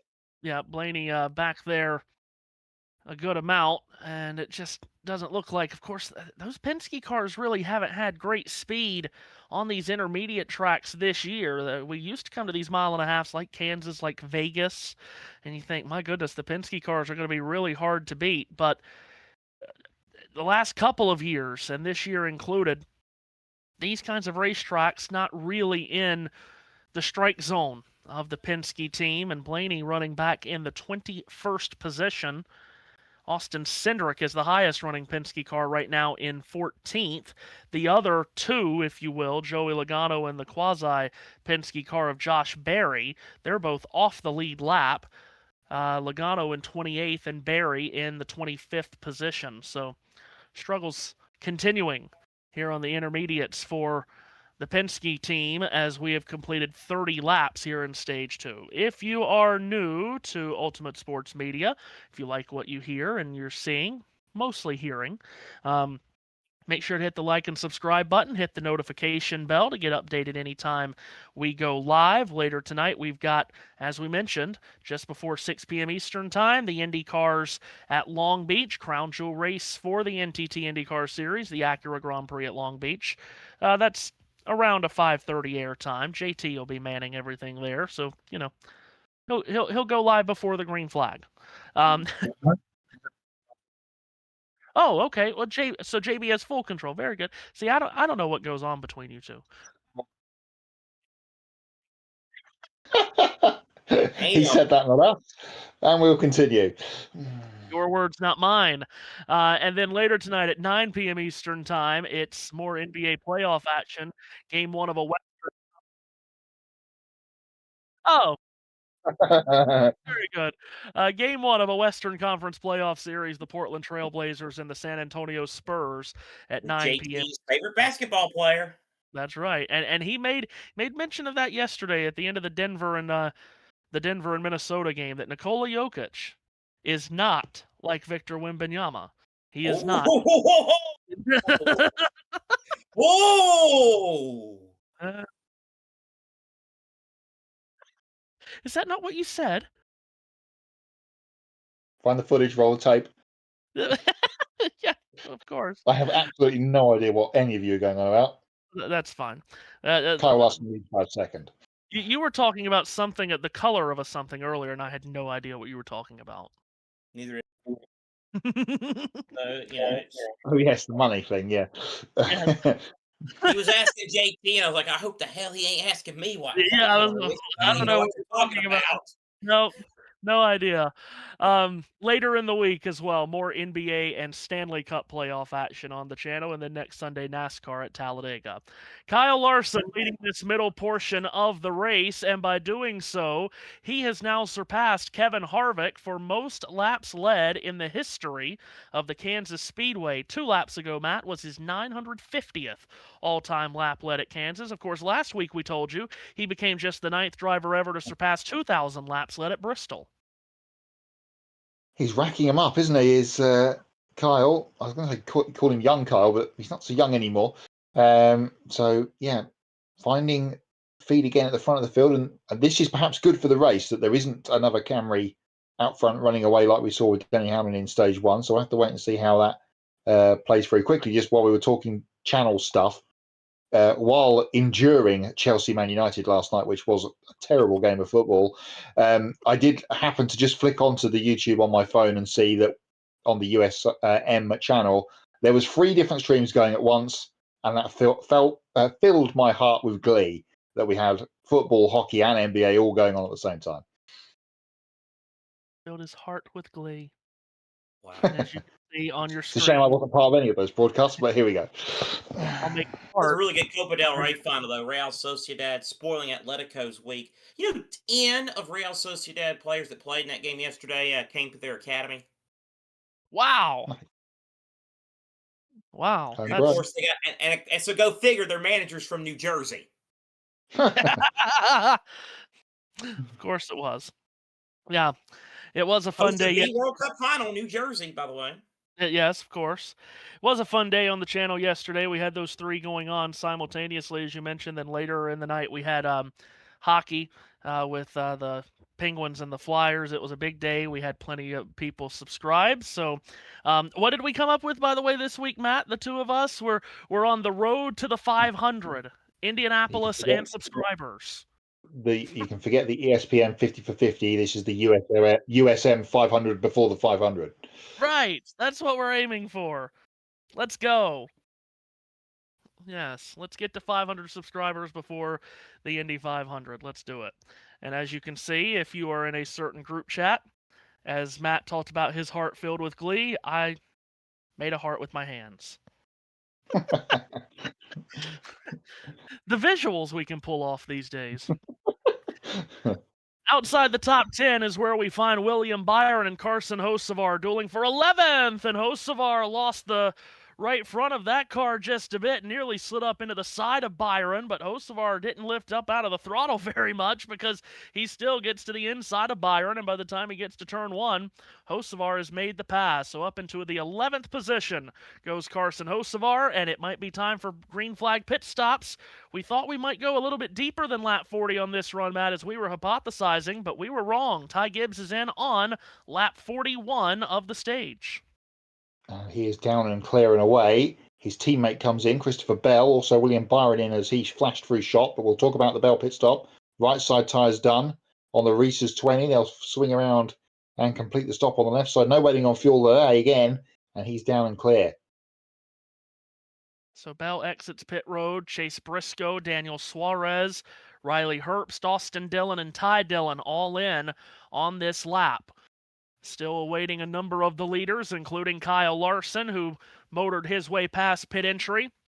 Matt talked about it earlier in this race, or earlier in pre-race rather. Pit entry here is very difficult, comes up on you quick as you try to get down to pit road speed and come up off the banking. Chase Elliott's Napa number 9 down and away. Service complete there on the Alan Gustafson crew. Larson once again will pass up the entry to pit road.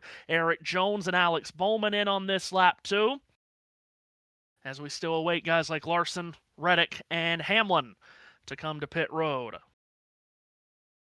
We close in on the midway point of this race. which I will not say the words of what's going through my mind, but we are With closing half in the on race gone, there's still half the race to go. Yeah, well, of course, yes, absolutely right. We do love a good Murray Walkerism every now and again. Interesting to see some top 10 guys come in when they did, Matt, and we haven't seen a reaction yet, a counter, as it were, from Larson, Reddick, Hamlin, Right. and Wallace. I called Byron in the pits. It was Briscoe, so my apologies. William is still out there in 8th position. So yeah, it's surprised that we've had that round of stops. Let's say now we're into the interlull of between pit stop phases, and we'll have some more people coming in over the next couple of laps. You can be sure. And it looks like we might be getting the leaders this time. No, Reddick. Is Reddick coming in? Yes, Reddick is in, as is Larson, as is Hamlin. Wow. Top 3 will all come in together. Remember, Tyler Reddick is all the way at the turn 1 into pit road. He won the pole, so he's got the number 1 pit stall down there. Larson will be the first of these 3 to get to his box, and he's going to ease to his left and come to a stop on his marks. Right side tires off the HendrickCars.com Chevrolet. Over to the left side they go. Sunoco fuel going in, just 1 can. Larson is away. Hamlin, his service going on as we speak. We'll see what kind of pit stops the top 3 get here as Larson exits pit road. Hamlin out of his box. Reddick a bit slow on the left rear is away as well. So position change there. Then it'll be Hamlin in front of Reddick once they get back up to speed. Chris Buescher is your current race leader. Chris Buescher, Seth, who we nearly called to a win here 2 years ago, didn't we? Yeah, it's been a nice feud all week. He and NASCAR Chasm about reliving that race. This has not been Buescher's week. Let's put it best week. Let's put it that way. And he is on pit road this time around, is Buescher. And that will turn the lead over to Carson Hocevar, who once again, Matt, looks like they're going to run with the strategy of staying out longer than everyone else, at least longer than the leaders in that 77 team. So, once again, same strategy pulled out by Luke Lambert and the Spire Motorsports team.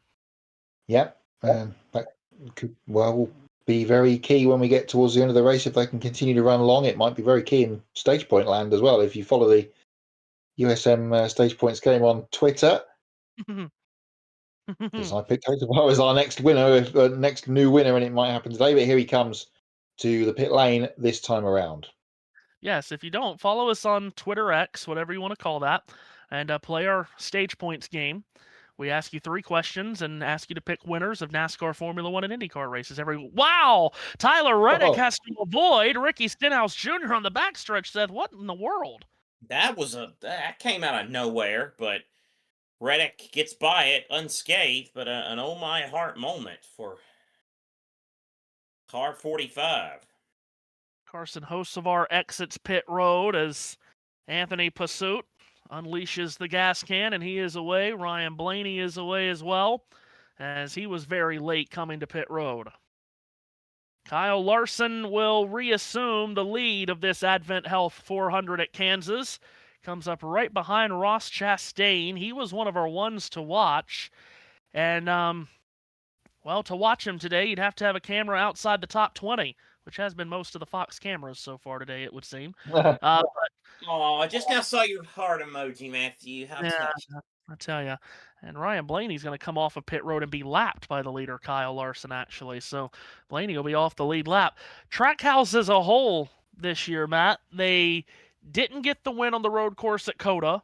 That was an upset for many. Anytime Shane Van Gisbergen doesn't win a road course. And Shane has had a good start to the season that has slowed down a bit with the likes of tracks that he just hasn't gotten a hold of yet, like Darlington and Bristol. Ross does not have a top 10 this season. We talked about Connor start to his year. I mean, Trackhouse really, really languishing here to start the season. Yeah, it's not been brilliant, has it? I think the SVG's run decently well over this first portion. Really, his average finish is way up through these first few races compared to what it was last season. But then again, last season he was a rookie.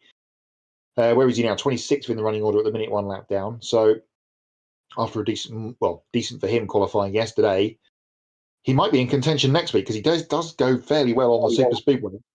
And then Watkins Glen isn't too far away to get back on the road course horse. So yeah, it's been a struggle and perhaps one slight Mexican that's moved teams over the winter who's looking at the point standings and laughing at all of them because Daniel Suarez is having a great start to his year.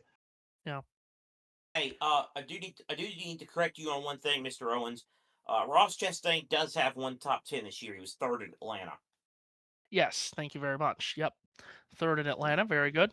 As might have a battle for second starting to heat up as Chase Elliott and Denny Hamlin are close together, and they've got lapped traffic to be circumspect about and weave their way through. Here come the 9 and 11 cars on the main straightaway across the line. Diving down onto the apron goes Elliott. He's a car length ahead of Hamlin. Elliott will rocket that car to the bottom of turn 1. Hamlin topside has Cole Custer straight ahead. And is he going to slide up in front of him? Yes, he just does. Now Hamlin has to go to the inside of the Custer car. Here is Elliott about a car length ahead. Now he goes down to the low side of the racetrack. Hamlin drifts a little bit to the high side, but it's going to be Elliott who stays in front of Hamlin. And across the stripe they come again with Denny ranging up on the back of Elliott as they head towards turn number 1. And he dives to the inside. Will try the slide job move. Thought about it, but then stayed middle. And he will, in fact, clear the 9. So Denny Hamlin back up to second. So Hamlin back to the number 2 position as he goes to the inside of the lap machine of A.J. Allmendinger. And Yeah. So Kyle Larson continues to lead the way. We've got 31 laps to go in stage 2 here in Kansas. We have not had a caution for cause so far in this race. We are halfway home. Just across the halfway point, in fact. 134 of 267 laps are complete. 20 cars on the lead lap. Mentioned that Ryan Blaney came off of pit road, and he came off just behind the race leader, Kyle Larson. So Blaney in 21st is 1 lap down, leaving only the top 20 on the lead lap, the last of those being Daniel Suarez. Kyle Larson has really added to his lead ever since coming off of pit road, Matt. It's up to nearly 5 seconds on Denny Hamlin. And in fact, Matt, a moment ago, Tyler Reddick with a sketchy moment going into turn 1. Yeah, just misjudged the entry to turn 1. I think he was up behind Ty Dillon as they headed towards, it was Cole Custer, sorry. He actually got a bit of the wall there, just at the clip there, entry turning point to turn 1 on the driver's right, of course. So slight error from Reddick. Didn't cost him too much in terms of time. He's just about a second behind Chase Elliott in that battle for third, but a little bit of a worrying, scary moment. You don't need to lose concentration at 170 miles an hour plus heading towards turn 1. Wesley on in the comments on JBM saying Ricky Stenhouse Jr.'s mission in NASCAR is to ruin as many drivers as possible this year. Boy, Stenhouse just he gets the brunt of it from a lot of people. he never beats the allegations. No, he doesn't.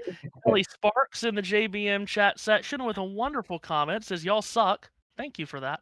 As Christopher Bell running into 5th position. Wait. Someone said we suck? Yeah, that's fine. Cool. Thanks for tuning in. And also in the comments section, we have the mind of Kip. All RFK cars were in the top 11 prior to pit stops, but now Preece is running 19th. And Ryan Preece back in the 19th position and is actually 27 seconds off the lead. So Preece could be in danger before this stage ends of going a lap down. SVG's just had a unscheduled pit stop as well, so he's fallen to second last with an extra trip down pit road a couple of laps ago. So it only gets worse for Trackhouse, who has their cars right now running 28th, 33rd, and 36th. Not great. One of our ones to watch today was Darrell Wallace Jr., former Kansas winner, nearly won here last fall. It's been good, not great for Bubba today, running in the 7th position, Seth. Okay, hold the hell up. Here's an interesting question. Okay.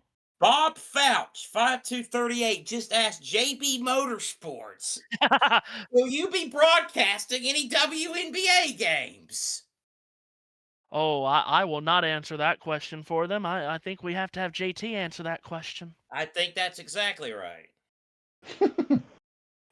That's an interesting question. I'm not going to speak out of turn for the folks at JBM. We're just borrowing their airwaves today. It's correct. So we will Internet not. waves. We're on loan. How about to use a British term? Yeah. We're on loan. Okay. Well, we're not going to dive deep into the weeds of the WNBA, but I will say apparently the Connecticut Sun have relocated, and that is so stupid. That is beyond Houston. stupid. Oh my God! You know, UConn only They wins. say free agency has been lit, as the kids say. I mean, UConn's only won like 100 national championships in women's basketball, but let's not have a professional up there. Angel Reese is bringing her brick house to Atlanta. Oh boy. Couldn't let that one go. Hell no. But anyway, no. Okay. In case you're, I think Kelly says y'all suck because we're not covering the racing. Well, you know what? It's hard to do when the field is so effing spread out and Fox doesn't want to stick on one camera angle. Fine. You try calling a race, Missy or Mister, whoever you are. Oh God, it's fine. No. It's fine. Yeah. I didn't. Bob's a Fever fan, so I didn't run him off with that Reese comment. That's good. Oh well, the Fever obviously have a lot going for them. Oh yeah. Carson Hocevar continues to try to pick up positions up the running order here. He has just overtaken Austin Cindric for 12th. So Hocevar on the same strategy as we talked about that he was on stage 1, Matt, where Luke Lambert didn't bring him down to pit road until much later than the rest of the leaders. So again, fresher tires and the guys he's running around here towards the end of the stage. Yeah, interesting strategy. See how high back up the field they can get. But if it runs to a similar pattern here in this stage, we've only got 20 laps of this second stage to go to what we saw in stage 1. It's going to kind of come out with we talked about a lot of golf on the show last week, come out with a bit of a par for Hocevar if he can get back to where he was. And yeah, like you said, see if we can get some stage points. He's up to 11th. And he would only have to make up about 2.5 seconds to get to Chris Buescher. And again, with the roll that he is on some fresher tires, he might just be able to do that. We are down to 20 laps to go in stage 2 here at the Kansas Speedway. As you can see, it's still Kyle Larson by nearly 5 seconds ahead of Denny Hamlin. Chase Elliott holds 3rd from Tyler Reddick. Christopher Bell feels like he's been the 5th wheel all day long, hasn't it, Seth? It feels like he's been right around 4th or 5th all day long. Absolutely. Indeed, that has been the case. As World Feed is doing a through the field portion, but again, it's Larson, Hamlin, Elliott, Reddick, and Bell. Then Wallace, Gibbs, Keselowski. We haven't mentioned him all day, up to 8th, and then Buescher, who just passed Briscoe to grab 9th. Chris Buescher, of course, will be making some history in a couple of months in Sonoma. He'll have the first car to ever be sponsored by an international cult. And because we are in California, I do feel the need to say the Church of Scientology is not sponsoring Ryan Preece. Whoa! Race. It is indeed Seth's favorite Liverpool Football Club. No David Miscavige here in this sport. Oh, jeez. What the hell have I done? Daniel Suarez running back in the 20th position, Matt. Started the day 8th on the grid and inside the chase field. We've talked a little bit throughout the season about this has been a solid start to Daniel's first season at Spire. Maybe had higher expectations today after that qualifying run. He's been qualifying well this season, but he's gone backwards ever since the start, hasn't he? Yeah, a little bit. He's the next man up for Kyle Larson to lap, so we'll keep an eye on how Suarez is going. But again, he's in front of all the Trackhouse cars. Meanwhile, William Byron and Austin Cindric getting to a battle here. They're in turn 2. Seth, coming your way. Yeah, indeed. As AJ Allmendinger just continued to be a nuisance. He's just been that all day as this Byron and Cindric battle continues. Allmendinger now surging to the inside of Cindric. Now he'll try to go to the inside of Byron, and he's got a good run coming out of 4. So Byron holding on, or at least trying to hang on to this 14th position, but Allmendinger multiple laps down, 3 laps down as it were.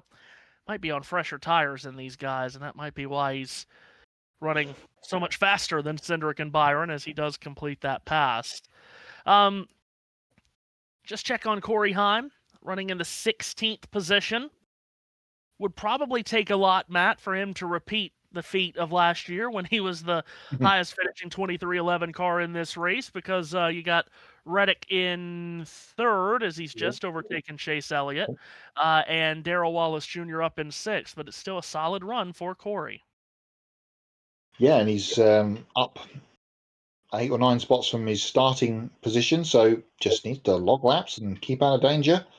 And as we've seen over the last couple of years in the Truck Series and from time to time in Grand National, he is a kid with a lot of talent, so he just needs to get himself positioned to get a ride down the line here within the Toyota setup, and he's doing all the right things at the moment. As we can see on the pictures now, as you mentioned, Tyler Reddick has got around Chase Elliott for that podium position in the stage, of which there is 13 laps to go.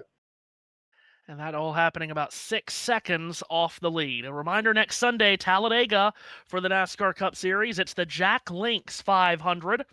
Austin Cindric, the winner of that race a year ago, as we'll head to Alabama, Sweet Home Alabama, as it were, next Sunday. War Eagle.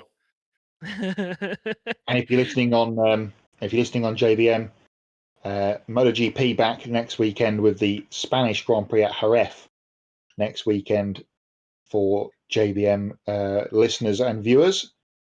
I'm sure Josh will be pretty excited about getting bikes back on, as I am, although we did have a superbike this weekend. The MotoGP's been on its long hiatus thanks to the war in the Middle East, so they are back in Europe for their first European race next weekend as well. Actually, no worry. We'll go UAB. Actually, if you're asking me which program in that state I prefer the most, it's UAB or both the HBCU schools, Alabama State and Alabama A&M, the Magic City Classic every year at Legion. No biases around here, but we will rank our favorite colleges of each state. Oh yeah, we say, and by the way, folks, at historic Legion Field, and by historic I mean in a historically rough part of the town. And he knows what he's talking about when he says that. Wesley Nunley says he's a Tennessee fan. We've got our favorite subscriber on JBM now. Now we are cooking.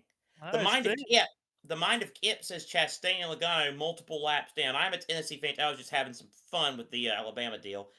Elaine Lackard says, "What is the blue dot?" Oh, blue. Someone told her blue dot is the leader. Okay, there you go.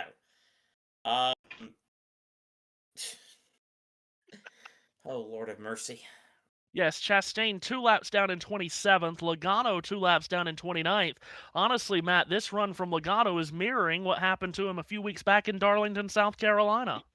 Yeah, he didn't have to start from the rear at Darlington, but like he did today, but he was in the second half of the field after qualifying and never recovered. So, as you mentioned earlier on, Penske's 1.5 package perhaps not going the way that they want, or you could say perhaps continuing in the way it's been for the last couple of years. But Blaney was up there earlier on before his incident, and he's now fallen back, and Cindric's been in the teens most of the day, so not been a productive Penske day so far. Perhaps that will change at Long Beach later on this afternoon. I mentioned Talladega next week, and we were just talking about Team Penske. Of course, we're coming up on a year since Joey Logano's last win. That was at Texas last year. Texas is 2 weeks away as we'll go into the month of May, which is, great times as a race fan.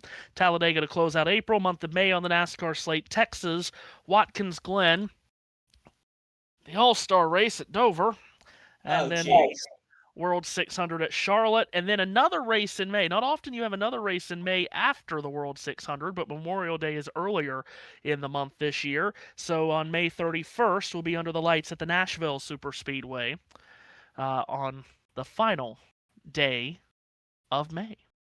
And the 2 Grand Prix for Formula One that take place in the month of May are both in North America. Miami next week or 2 weeks' time, and then Canada. We won't mention when Canada is because we'll all be watching the 500. Yes, Both with indeed. Formula 2 in support as of this week has been announced, so that's Bob exciting. says he's an Iowa's fan, and Mind Kip says give Bob a blue star because Bob mentioned that the blue dot is the leader. Mind Kip also says, meanwhile, Cody Ware is holding down his last place spot. No threats yet. Okay. I'll tell you what, but this is the one. In a way, one of the worst things that could happen for us is to read comments of people because they can go south just like we can. Oh, Now my Lord. I did know that Bob was an Iowa fan. He mentioned that I was on a JBM race last year, whatever race that was. That Okay, Iowa. so he's not first time, long time. He is. Yeah, Yes. He is. He's family around here. Yes. By the way, I mentioned that Memorial Day is so much earlier on the calendar. That makes It's the definitely 500 not Bob's first time, no. No, definitely Definitely, I definitely mentioned, not. Hello, Bob. Definitely. Real that the quick, Indy 500 this year is on May 24th. It's the first time that the 500 has been on that date since. Anyone? Before I was born. No. 20. you know, just tell us. Yeah, 2015. 2015. That was an underrated. I was definitely alive then, yeah. that was vastly underrated. Finish there, Montoya holding off Power to win that one. It was excellent. But all I gotta say is for our friend Mr. Hawkeye here, Matthew, is that and the comments are open, Bob. Oh, God. He has no idea what that means. No one else does. 3 laps to go in stage 2. Inside joke Grand Prix. Kyle Larson leads Denny Hamlin by 2.3 seconds. I gotta get to work for my hot lap. Yeah, you might want to. Mhm. As Larson is heading towards a stage victory once again. In fact, he's going to come across the line here. It'll be 2 laps to go here in stage number 2 in the Advent Health 400. We'll try to call him to this stage win if we're allowed to. But there is a stage point up for grabs here, Matt, in a battle for 7th at the start-finish line. Yeah, closest fight within the top 10 is for 7th. Ty Gibbs holding off Brad Keselowski and the on-rushing Chris Buescher, so he's going to have a RFK double coming up behind him here momentarily is Gibbs, who's on the high side in 1 and 2. Keselowski trying to look underneath. Yep, Gibbs has the spot. Keselowski, though, tucks right back in behind Ty Gibbs, heading down the back straightaway. Heading into that number 3 corner, Gibbs drifting up high. Keselowski goes just a little bit lower, and Keselowski might have a run on him on 4. Good run for Keselowski. Trying to take over this 7th position on the last lap of the stage. Keselowski, the winner of this race in 2011, a nose out in front of Gibbs going to turn 1. We'll follow that battle because they've got a full mile to go to the green and white checkered flag. But Kyle Larson is coming to it now. He clears turn 4, and across the line, Kyle Larson scores a stage victory for the 2nd week in a row. He wins stage 2 ahead of Denny Hamlin, Tyler Reddick, Chase Elliott, and Christopher Bell. Who gets to the line to finish 7th in that battle between Keselowski and Gibbs? It is Keselowski, 0.6 of a second ahead of Gibbs. So Keselowski gets 7th ahead of Gibbs 8th, Buescher 9th, and Hocevar did bridge the gap to 10th position, and he gets a stage point. Free pass will go to Daniel Suarez in 20th. That means Ryan Blaney in 21st just misses out. Under caution for just the 2nd time this afternoon at the Kansas Speedway. A race that has only seen the 2 cautions for the 2 stage breaks. Seth, no Formula 1 this week, and IndyCar hasn't happened yet. So what are you cooking up on a hot lap today? Well, I want to say this. First, shout out to the Speed on Fox Twitter account. They have done a great job of posting a graphic of all the weekend races in all the series each week. Which one that's great for gearheads, and 2 that's great for me with the segment that I do. So let's start with the NASCAR O'Reilly Auto Parts Grand National Series last night. The Kansas Lottery 300, they were bamming, they were slamming, and they were flipping in Carson Quapple's case. But when it was all said and done, you know, I gotta tell you, Matthew, you know how you send into a chat you love the fact that Stingray Rob, you want to try it's from Idaho? You like doing that? Yes. Mine is if I get to do another Grand National race again, is to tell me that Taylor Gray is from New Mexico. Mm-hmm. And the man from New Mexico found the land of his own land of enchantment, victory lane. He led 48 laps last night, won by 7/10 of a second over Sheldon Creed.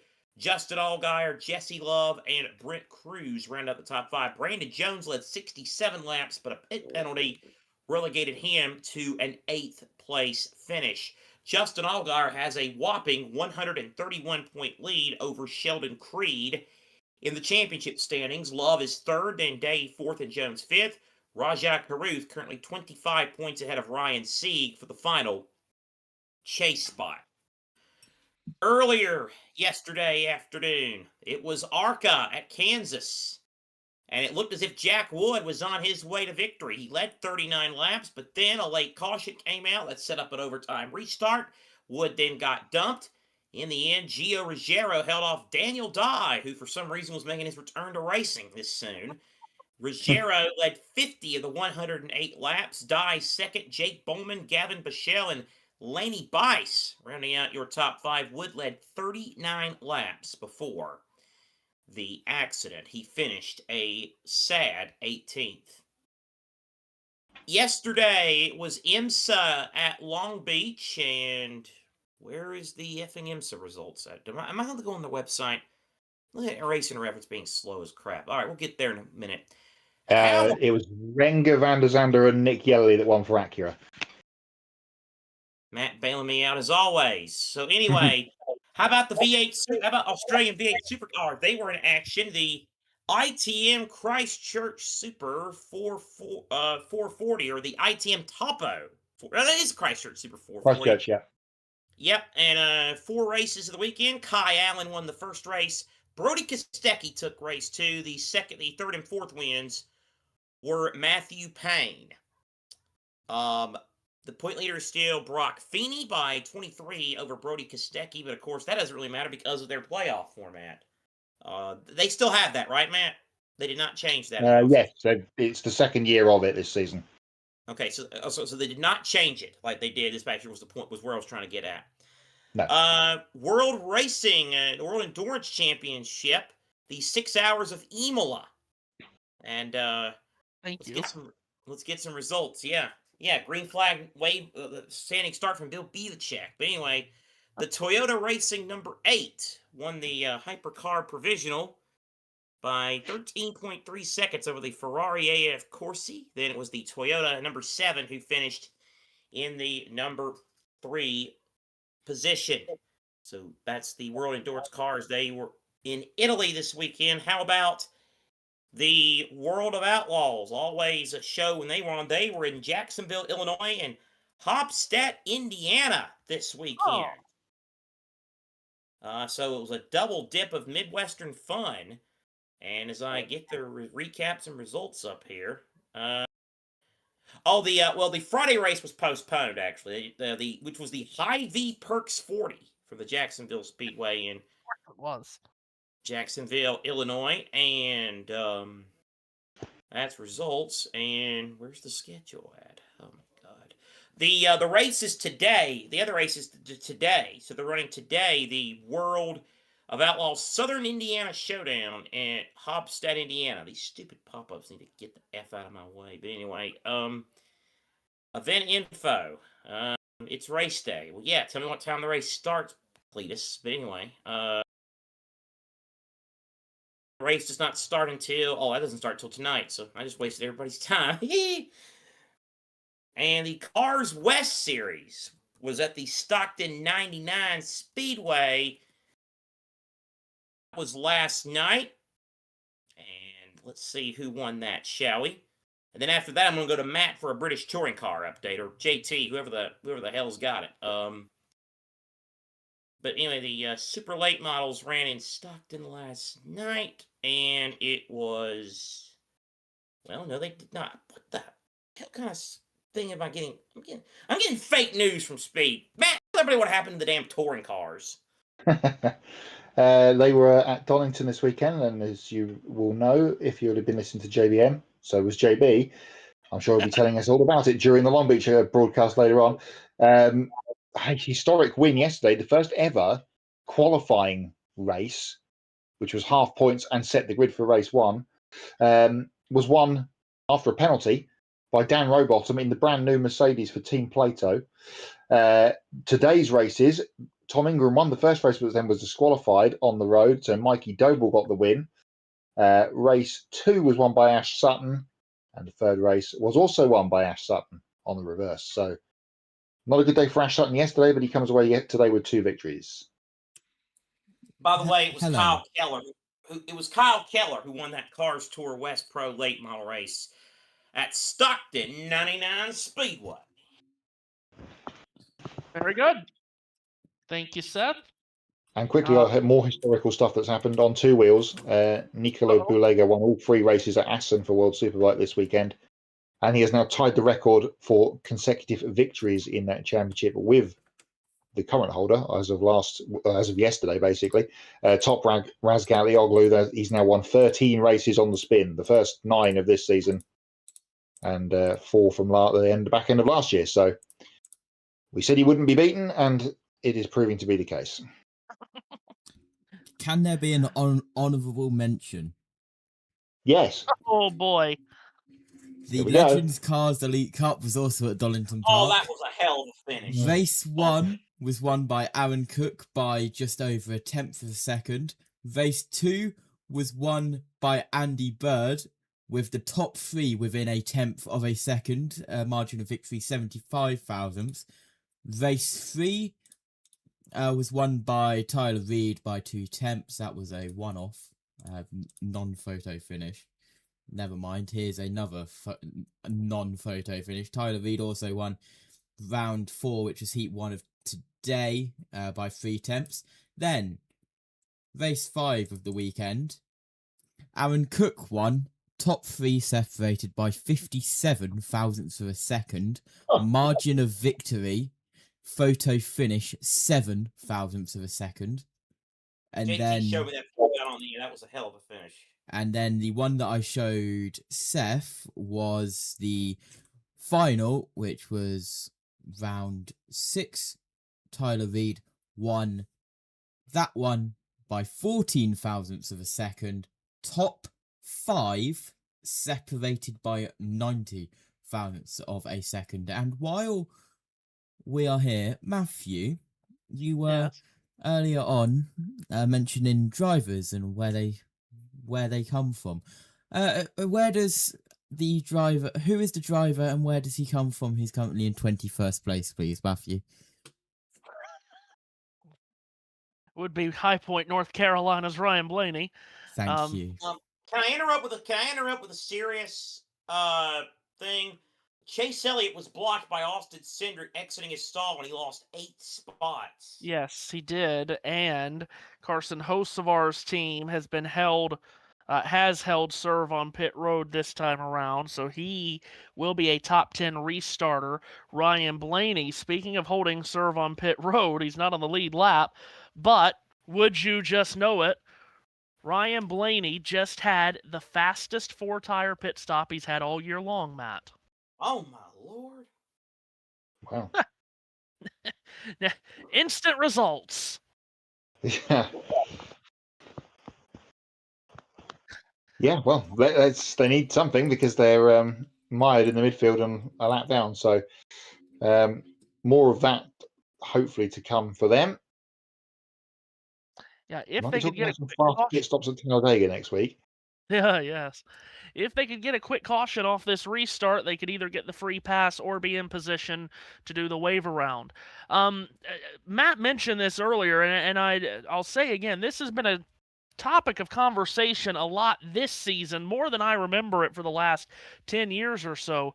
We are really burning up caution laps during these stage yellows, and they've finally just given one to go.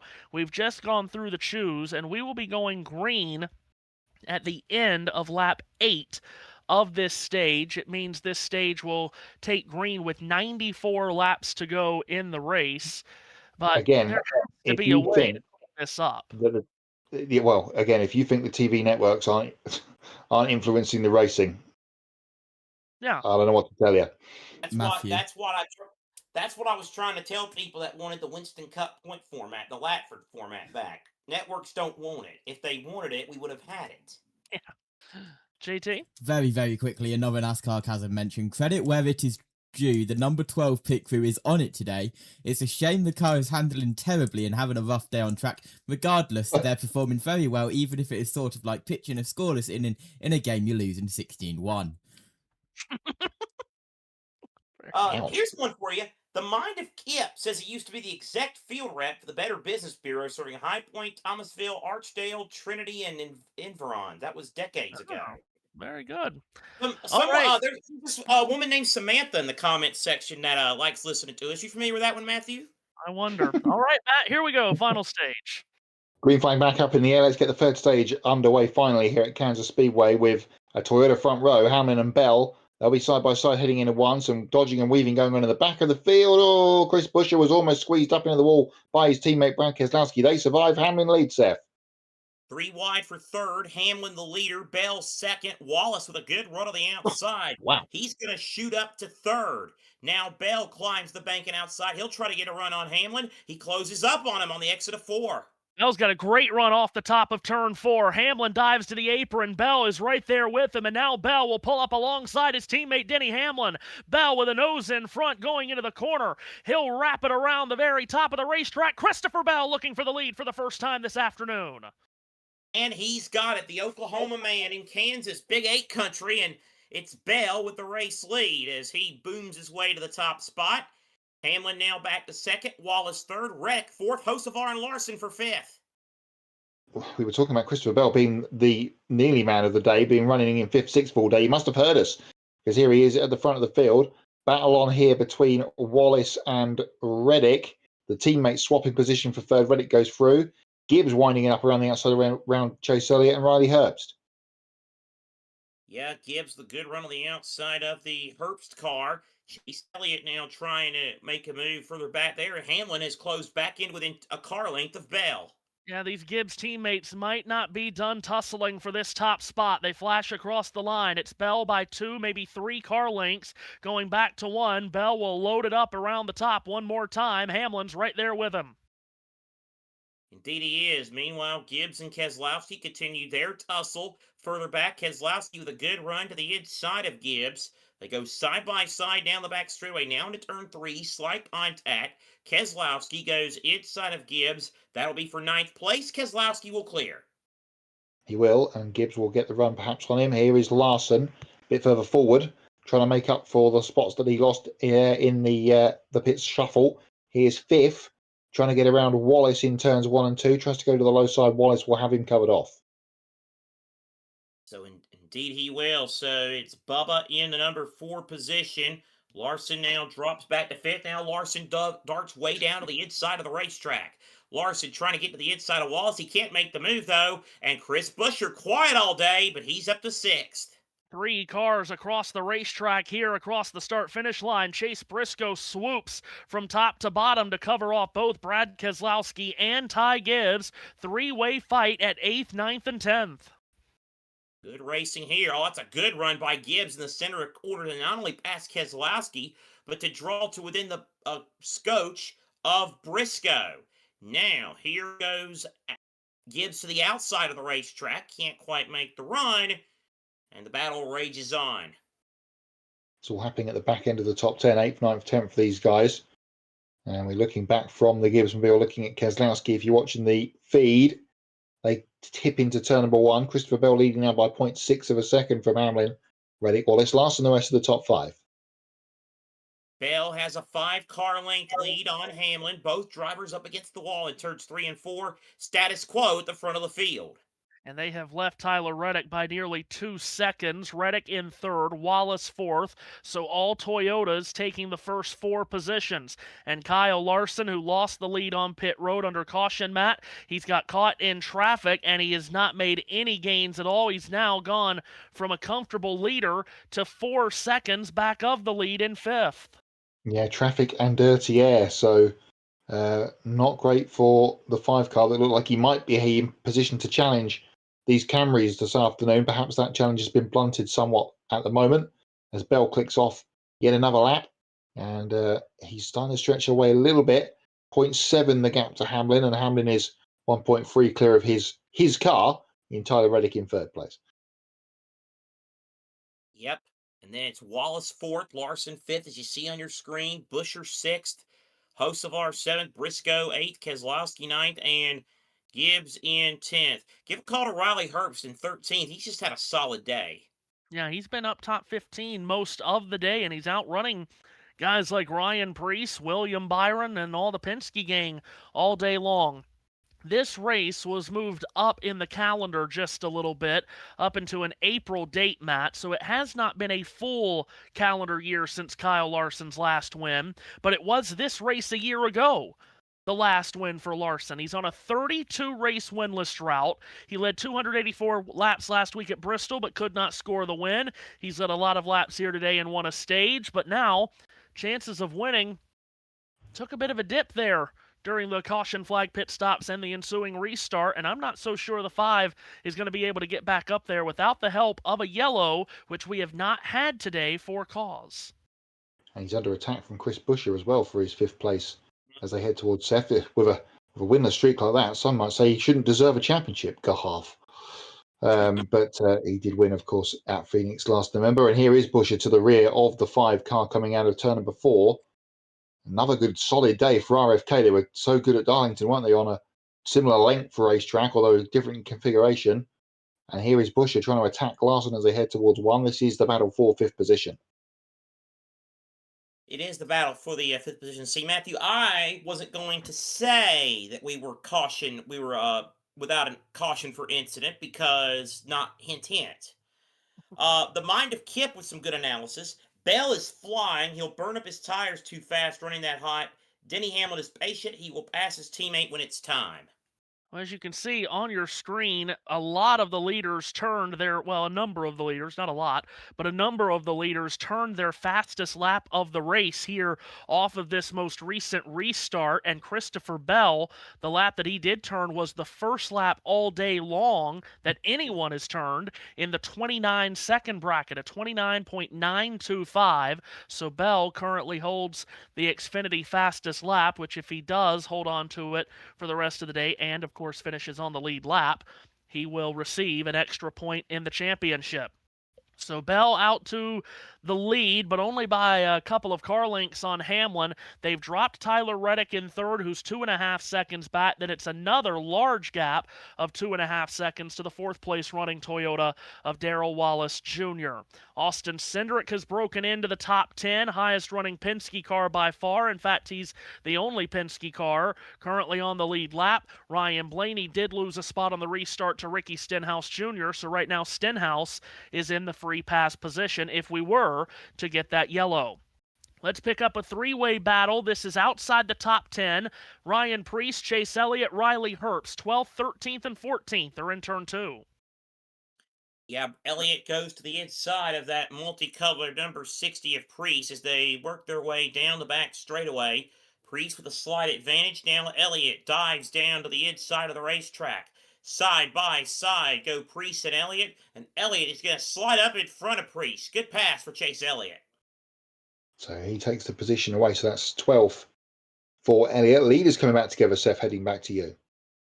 Well, right. Well, Kip, maybe we call him Kipsterdamus. I don't know, as Hamlin has pulled within 3 car lengths of Bell. Lap traffic also having something to do with it. Ross Chastain is woefully off the pace at turn 4. Looks like he might be coming to pit road in that Busch Light Apple red number 1 for the driver that won here in the fall of 2024. It's been an abysmal day. We talk about the struggles of Penske today. Trackhouse has not been any better. Leaders come off the second corner. Yep, and it's a 4-car length lead for Bell over Denny Hamlin as they head down the back stretch and into turn number 3. Both cars up against the outside of the wall. Bell now goes about a half a groove lower into a middle lane, and now Hamlin will follow in his tire tracks. No traffic for a little while at least for those guys. Tyler Reddick having a bit of a job there to get around. I think that was Cody Ware. So it's open in front of the windshield for Christopher Bell at the moment. A little bit further back, Elliott, Briscoe and Preece together as they head across the start-finish line and back towards turn number 1. Indeed they do. So Briscoe and Elliott and Preece, 3 under a blanket. Riley Herbst isn't too far back. Elliott will stay in front. They are single file down the back straightaway as we continue to wind it down We're, 76 laps to go? It's getting down to brass tacks this afternoon here in Kansas. Yeah, and the pace that this race has had all day, it's going to go by pretty quickly, you would think, and that means that you really need to be on point. You cannot take a lap off and still a pit stop to be made. That pit stop has to be perfect. Christopher Bell leads the way, Matt. 8 Kansas races with the next-gen car, and Christopher Bell has only been outside the top 10 in 1 of those 8 races. He was the runner-up to Kyle Larson in this race a year ago. He's the leader, but he's not exactly stepping away. Yeah, as we wind up towards the 200 lap mark. Just having a thought there, as you talked about pit stops and stuff, and we've seen some shots of some tyres being corded today. I wouldn't be too surprised if in the next 6 or 7 laps we see a few people come to the pit lane and try and stop this, free stint this final stage, because it's been a green kind of day, and there might be an opportunity for people to try something different in the strategy department. So watch out for that over the next 5 to 10 laps or so, as the leaders continue at a pace here, Seth, coming back towards you. Yep, Bell's lead steady at about 3 car lengths as they go to turn 3. Bell on the high side. Hamlin now goes to the inside. Again, really not closing up much. Bell still your leader. If you are watching your screen, and we know that if you're here, you're listening, but if you are also watching the screen, whether you're on the Ultimate Sports Media page or if you're on JBM, you can see the running order is split up into 2 pages, and I'd just like to draw your attention to the right side of the screen, and that's where the lower positions are running. Look at that right side of the screen. That's 25th to 37th. You know what's not on that right side of the screen, right page? A Toyota. There are only 10 Toyotas in this field. 5 of them are in the top 10. 8 of them are in the top 16. And that right side of the page, Matt, as I talk about, that's 25th to 37th, is only Fords and Chevrolets. Yeah, we kind of expect that from Toyota when we come here more than anywhere else of the mile and a half, but they do go well elsewhere too. And we saw Denny Hamlin pick up the win, of course, at Las Vegas not so long ago on the other mile and a half on the year. So not to be too unexpected. It's been a Camry kind of day so far. But it was a Camry kind of day all day in the full race last time we were here, and they didn't come away with the trophy. So could still all change in the next 6 or 70 laps.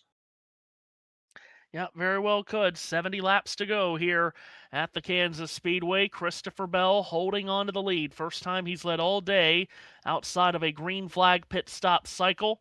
He's got about 0.6 of a second on his teammate Denny Hamlin. This has been the way this race has gone. If you're just twisting us in here, this whole race has been lean and green, and it has been this kind of day where you get a restart, you get into a running position, then you have to find your pace and see just how long you can manage the tires and how long you can stay at the pace that best fits the handling of your race car. Again, no caution for cause in this race, only 2 yellows for stages, 11 lead changes among 6 different drivers, and almost half the field is a lap down. Only 20 of the 37 starters are on the lead lap. Again, the first car 1 lap down is Ricky Stenhouse Jr. back in 31st. We've been trying to keep an eye on Ryan Blaney, said that maybe if he got a quick yellow, he could get the free pass.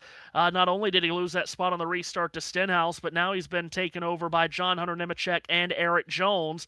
Hasn't been right for Blaney today, especially since the contact on pit road with A.J. Allmendinger. Blaney is 1 lap down in 24th. His teammate Joey Logano 2 laps down in 26th. We talked about Trackhouse, how it's just been a nothing day for them. They are 29th, 31st, and 33rd right now with Shane Van Gisbergen and Connor Zilich and Ross Chastain. Kyle Busch is 2 laps down, make that 3 laps down in 32nd position. Really, Matt, unless you're driving a Toyota or a 5 car, you haven't really been anywhere close to the lead pace all day long through 200 laps.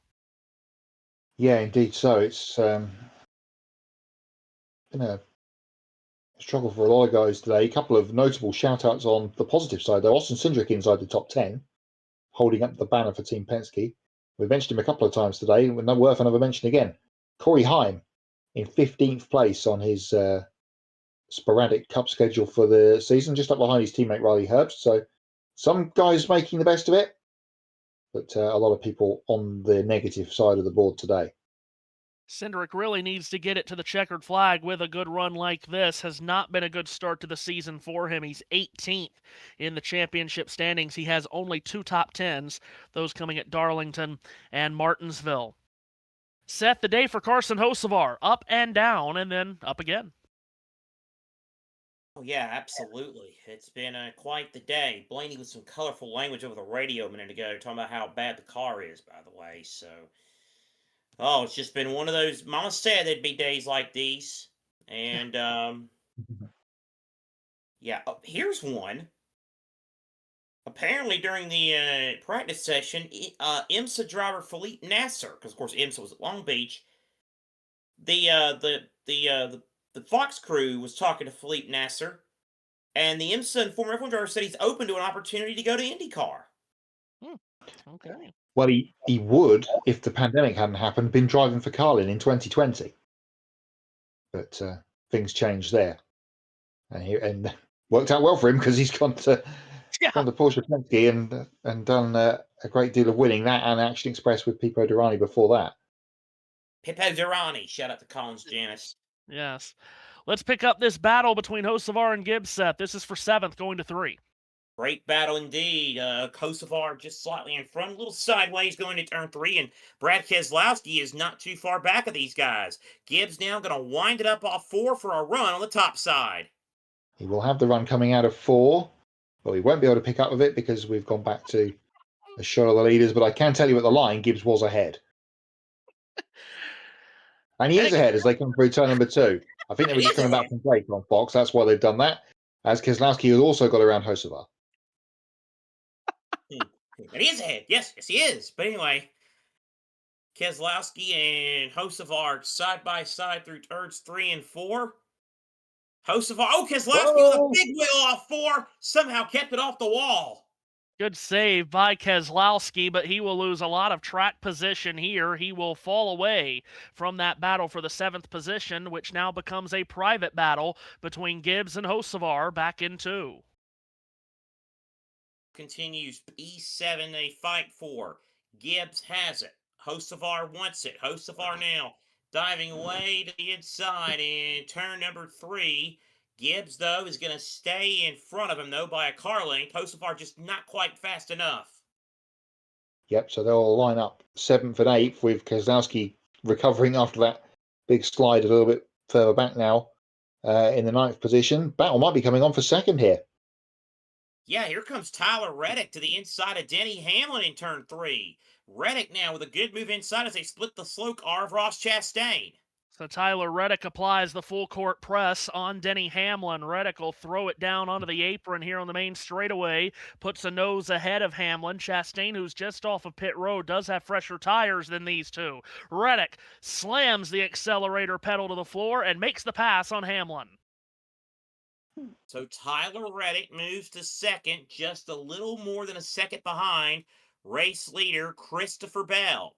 Reddick to 2nd. Can his excellent start to the season look set to continue with at least another good finish? Could it be yet another win? Meanwhile, Keselowski, I'd say he rebounded from the save nicely. He just took 8th from Hocevar despite wiggling again in 3. Yeah, so Keselowski making up that position that he was looking at a couple of laps ago, gathered himself after the big slide, and now has got that pass done. So he'll reset his sights on Ty Gibbs. As Christopher Bell continues to cut through traffic in turn number 3. We are right on the cusp here. They've actually come a little bit later than I suggested they might do of our first round of pit stops in this stage. It will not be long now before leaders come. Maybe they aren't the free stop, the 2 stop, should I say, the free stint strategy was not looked upon kindly by the crew chiefs, and they are going to try and split this final stage in half as they did with the other 2 stages. Off turn Good 2, Tyler Reddick just got squeezed by a couple of Trackhouse cars. Ross Chastain, as I said, who's on fresher tires than everybody right now, got to the inside of Reddick and nearly squeezed him up into Shane Van Gisbergen. Chastain is flying right now on the fresher rubber, and that's the fastest the one car has been all day. Overall for the race, he's 2 days on horseback behind the leader, 3 laps down in the 30th position. Bell continues to lead by about 1 second. Indeed. As it is all Christopher Bell north of a second. Apparently there was some splitter damage for Blaney, and says it's really, really hard to overcome. Just to follow up on that, Bell has just passed Zane Smith. Tyler Reddick I've is not really starting to I've not close. heard that horseback line. Sorry, though.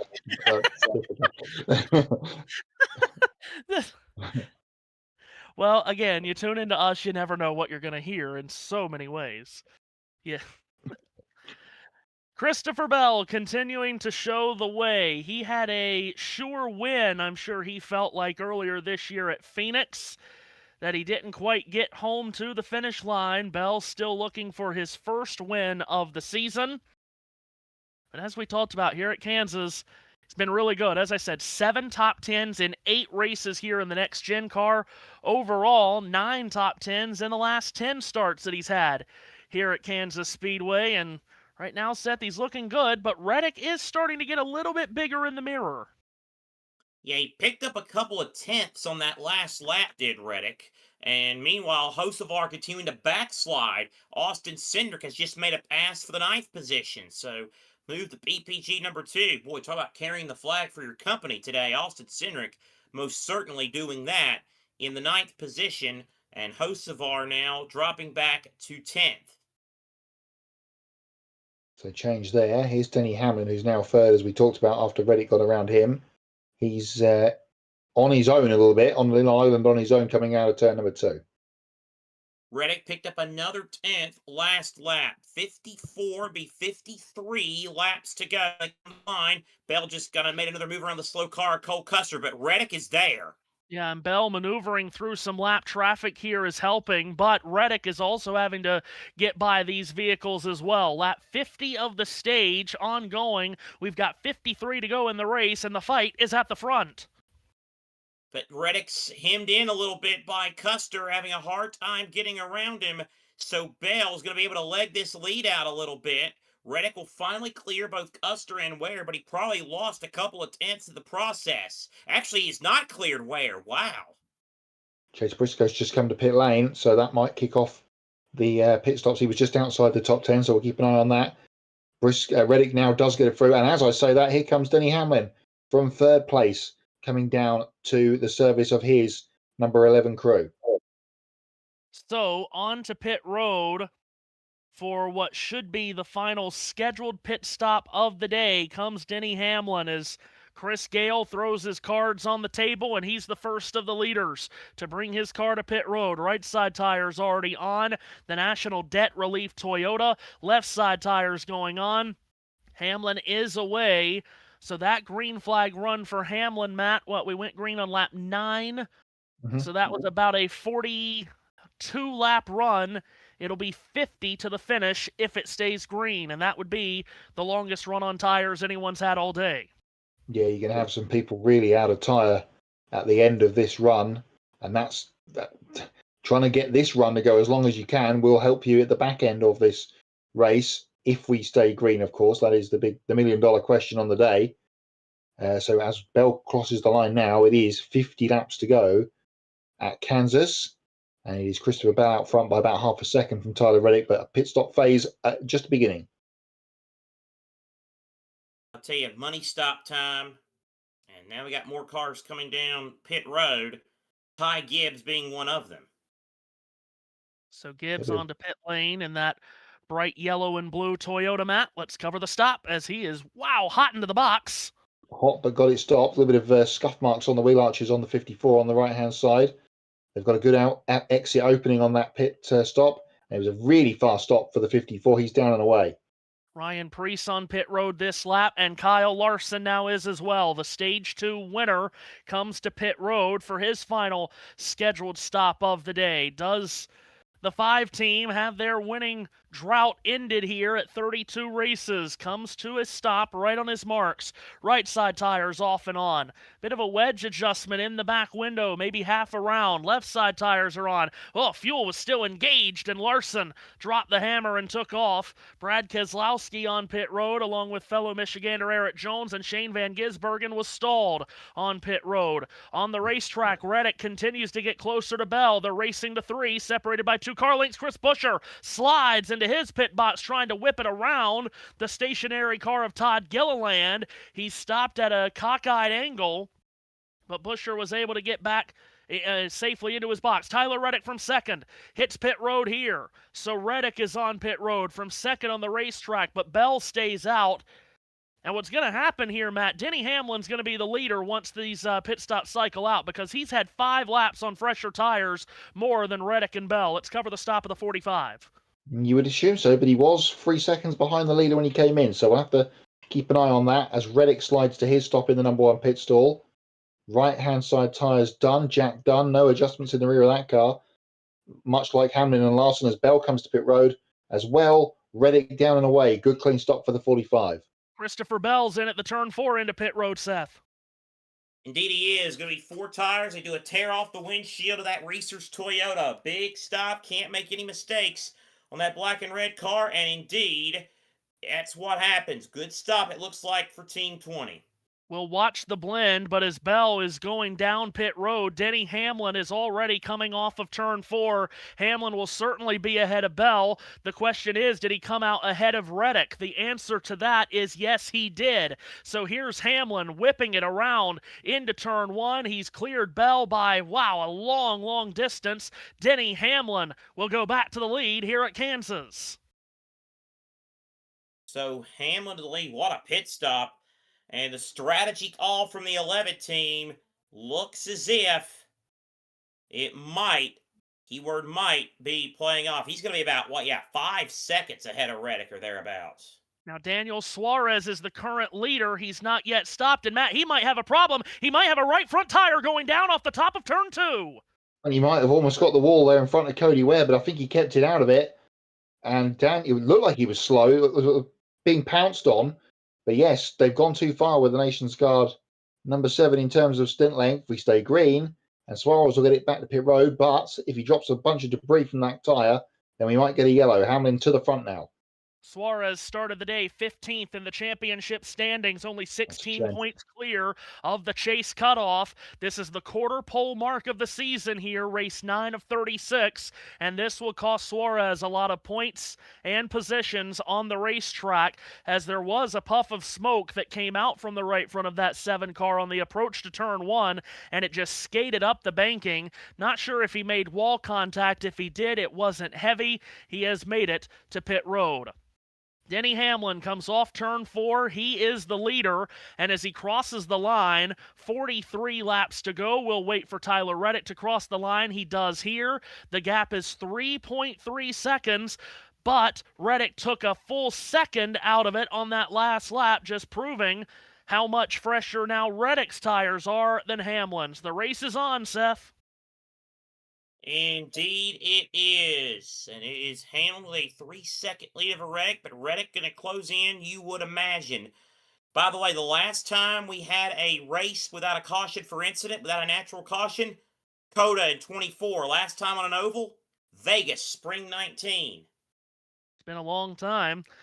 We got 42 laps to go still here. So, Matt, this has all worked out the way we thought it would when we saw Denny Hamlin pit so early. He put in about 5 or 6 extra laps on fresher tires than Reddick and Bell, and he was able to build a pretty large lead. But now that Reddick and Bell have made their stops and they're on their fresher tires, Tyler Reddick now has the sails in the wind, and he is starting to run down Hamlin. It's now 2.8 seconds. He's chopped a second and a half off the lead over the last 3 laps. 0.3 of a second on the last lap. Denny Hamlin was in a big old wedge of traffic, but he's cleared it. So, and also don't forget about Christopher Bell. He's just under 5 seconds back in third with even fresher tyres than the guys in front.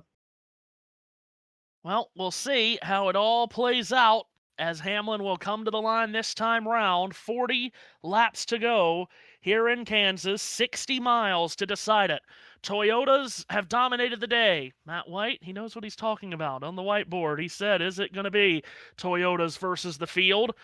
Right now, Matt, 6 of the top 7 spots owned by Toyota.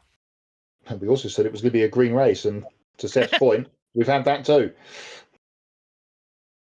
Every now and again, it does come across as if we know what we're talking about. Well, what we're talking about, yeah. Well, apart from that, we picked Ross Chastain as one of our ones to watch. That's gone a bit south. But otherwise, we're on a good hit day today. Here's Brad Keselowski trying to get around Chase Briscoe, who will move up into the Chase points standings if he continues on with his good run, and Shane Van Gisbergen penultimate car in the field today at the moment. As Keselowski will try and complete the pass on Briscoe, will keep it wound up on the outside, and they'll be side by side and both lose out to Daniel Suarez.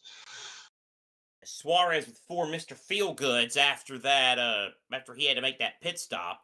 So he blows by them. Meanwhile, Briscoe and Keselowski continue to be side by side percent. Boy, that Keselowski car has been loose for about 20 laps through 3 and 4. Comes across the nose of Briscoe out of 4, but Briscoe will force his way back to the right elbow of Keselowski. They get very close together going into 1, and Brad's going to try to pull a slide job in the middle of the corner. Indeed he is. I'll tell you, that was a wild moment right there. That was really, really close. Meanwhile, Noah Gragson on pressure tires, presumably, has now passed Briscoe. Gragson, a slow car, having a not so good day. Meanwhile, boy, what a change in third, man. Christopher Bell with a problem, Matt. He is off the pace. Seems like it. He's lost some time to the leader. He's now lost third place to Kyle Larson. So the 20 car, who was the leader before this cycle of pit stops, is slow. And it looks like he's being caught here by Darrell Wallace Jr. as well in turn 3. So perhaps a problem rearing its head here for the Team 20. I wonder if he had a moment coming off of turn 4 as he made contact with the wall. I was trying to see if maybe the right rear, some paint has been rubbed off, but perhaps he just got a piece of the wall coming out of 4 and had lost all of his momentum. But Larson got by him quick, and now, Seth, let's see if Wallace can. Well, let's see. Wallace has a good run on the approach to turn number 3. Bell, though, back to the outside. Oh, Ross Chastain, a roadblock! Oh my gosh! What in the wide world of sports just happened? Oh, wow. Ross Chastain, I think, trying to get onto pit road. We talked earlier about how pit entry is so tricky here.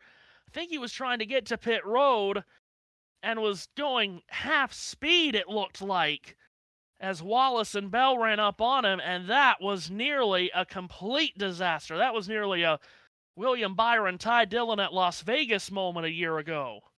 Wow. Yeah, that was scary, but they've all survived, and Wallace has got the spot on Bell for 4th place. Hamlin's lead now 3.4. It has stagnated. Reddick's charge seems to have faded for the moment, anyway. Yeah, indeed it has. Then Larson 3rd, Wallace 4th, Bell 5th, Gibbs 6th, Keselowski 7th, 8th is Briscoe, Buescher 9th, and Cindric 10th. Another look at what happened a minute ago. We're finally going to get our answer on Christopher Bell, Matt. He did scuff the wall, and actually he was on it for quite a while in 3 and 4.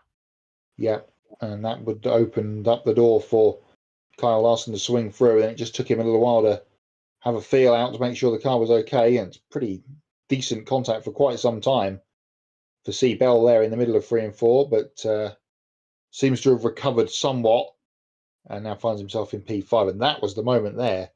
Gosh. He just commented on a Chastain very slow to pit lane and was almost, decapitated by Bell and Wallace coming from behind him. It was hilarious imagery to see Bell and Wallace both with their hand out the window while they were going down the straightaway. That could have been enormous. And thankfully it wasn't, but oh my gosh. Tyler Reddick last time around was 0.2 of a second faster than Denny Hamlin, but still the lead is right around 3 seconds, and the way this race has gone today makes you believe that what you got right now is probably what you're going to have to the end of this race if it stays green. But just to reiterate the point, we have not gone, no one's gone longer than about 40 or 45 laps on tires all day long, Matt. And as we said, when Denny Hamlin made that early pit stop, that was going to help him make up the ground and get the lead, which he did do, but that means he's got to go to the end 52 laps on this set of tires. Yeah. Go, sir. Yeah, I'm sorry. I didn't know what was on. But anyway, yeah, I tell you, tire fall off could be interesting to watch down the stretch and who handles it better. But Hamlin's leading down at 3 seconds over Tyler Reddick. Yeah, and he's nibbling away, but he's not gaining in. In fact, he actually lost time on that last lap to the tune of about 2 tenths. So Reddick just, Hamlin, should I say, just doing enough. Reddick is safe, though. He's got almost 4 seconds to Larson behind him. As here is Bell trying to get that place back from Darrell Wallace Jr. Yeah, Wallace. Wallace, boy, he's had a bit of a problem there coming off, and Bell just blew by him. So Christopher Bell now makes the pass, and Bubba Wallace makes the pass. Well, Bell fights back on the outside. My gosh. And Fox again knows what they're doing, as the 8 and 11 have gotten close together on the racetrack again. Seth, any interference being run by car 8? No, looks like all talk and no action again. As Hamlin goes up, Busch is going to try to stay in front of Hamlin, but he can't do it. Hamlin will complete the pass on him. Busch trying his best here to hang in with the leader, though he is now about to go 5 laps down and he's last. But he is racing for the World Championship of being last here, is Busch. Hamlin now does complete the pass in 1 and 2. Busch trying to swing back underneath, but then he will have the spot. So Hamlin will go by Busch. Yeah, Kyle Busch, they just read a statistic where he's now spent like 1,000 laps outside the top 20 or something to that effect. I mean, my goodness. I mean, I talked about this the other night. You hate to say it to any Kyle Busch fan that might be out there, but it may be time to officially put him in the category of Jimmy Johnson, Darrell Waltrip, Richard Petty, driver Tony Stewart, even drivers who just did not have a very good twilight of their careers. Well, and of course, so much of the conversation around him this week has been about, is it him or the team and the car that he's in? And you can certainly make the case that he is not anywhere close to being in a top-tier ride. But with that said, Matt, you made mention earlier, you always look where Kyle's running, and then you look where Austin's running. Austin's not having an awful day, is he? He's 18th. He's on the lead lap. Now, Kyle's been having what he says is some brake issues or some kind of issues underneath that car today. But as you said, he's now dead last, is Busch, and his teammate is, 19 positions and 5 laps ahead of him. Yeah, it's sort of about normal, isn't it? You would, in running order for Austin, but Kyle's had a tire come apart on him earlier, and then has been reporting brake problems as well. So take that away a little bit. It's still not at the sort of spec that his teammates been running. So we say all this stuff, and he'll probably end up winning next week at Talladega. Denny Hamlin coming towards the line with 23 laps to go. The gap has shrunk while we were looking elsewhere. It's down to just over 2 seconds now. So Reddick has had a bit of a breather on his tyres, maybe, and now he's trying to wind on the coals. But you don't want to leave it too late here and run out of laps. We'll see. The lead stays a comfortable one for Denny Hamlin. He leads Tyler Reddick. Then you got Kyle Larson running back in the 3rd position. But, yeah, I mean, this is just going to be an interesting race to follow. And, of course, we could get a late caution, so you just never know. It would be very apropos on a day where we have had no yellow for incident, Matt, if we were to get a late one to change the next hour trying to get through the next 20 laps. Yeah, no, I get why you're laying out here. Yeah. We've talked about Alex Bowman and Corey Heim at times today. They're running together in 14th and 15th, and actually right there with them behind is Riley Herbst. Seth made mention earlier Riley's had a decent day, and he really has. He's running in the 16th position, right in behind Bowman and Heim. So honestly, Matt, really good to see all three of these guys on the lead lap and in the top 20. Yeah, and battling amongst themselves as they come out of turn number 4. And Heim is going to put the pass on Bowman, or at least try to. There we go. Very much side by side coming out of the corner. Almost a rub there between these two. One looking for a job in Heim and one trying to hang on to his in Bowman. And Herbst in the back of this battle as well. Heim will make the pass on Bowman with a bit of a slide job. That will slow the 48 down. And Riley says, thank you, I'll take the momentum here and take the pass. Bowman, no fighting back, though, top side as they approach turn number 3. Oh, Herbst, the good run to the inside. Herbst, though, up the track a little bit. Bowman's going to complete the pass outside, or is he?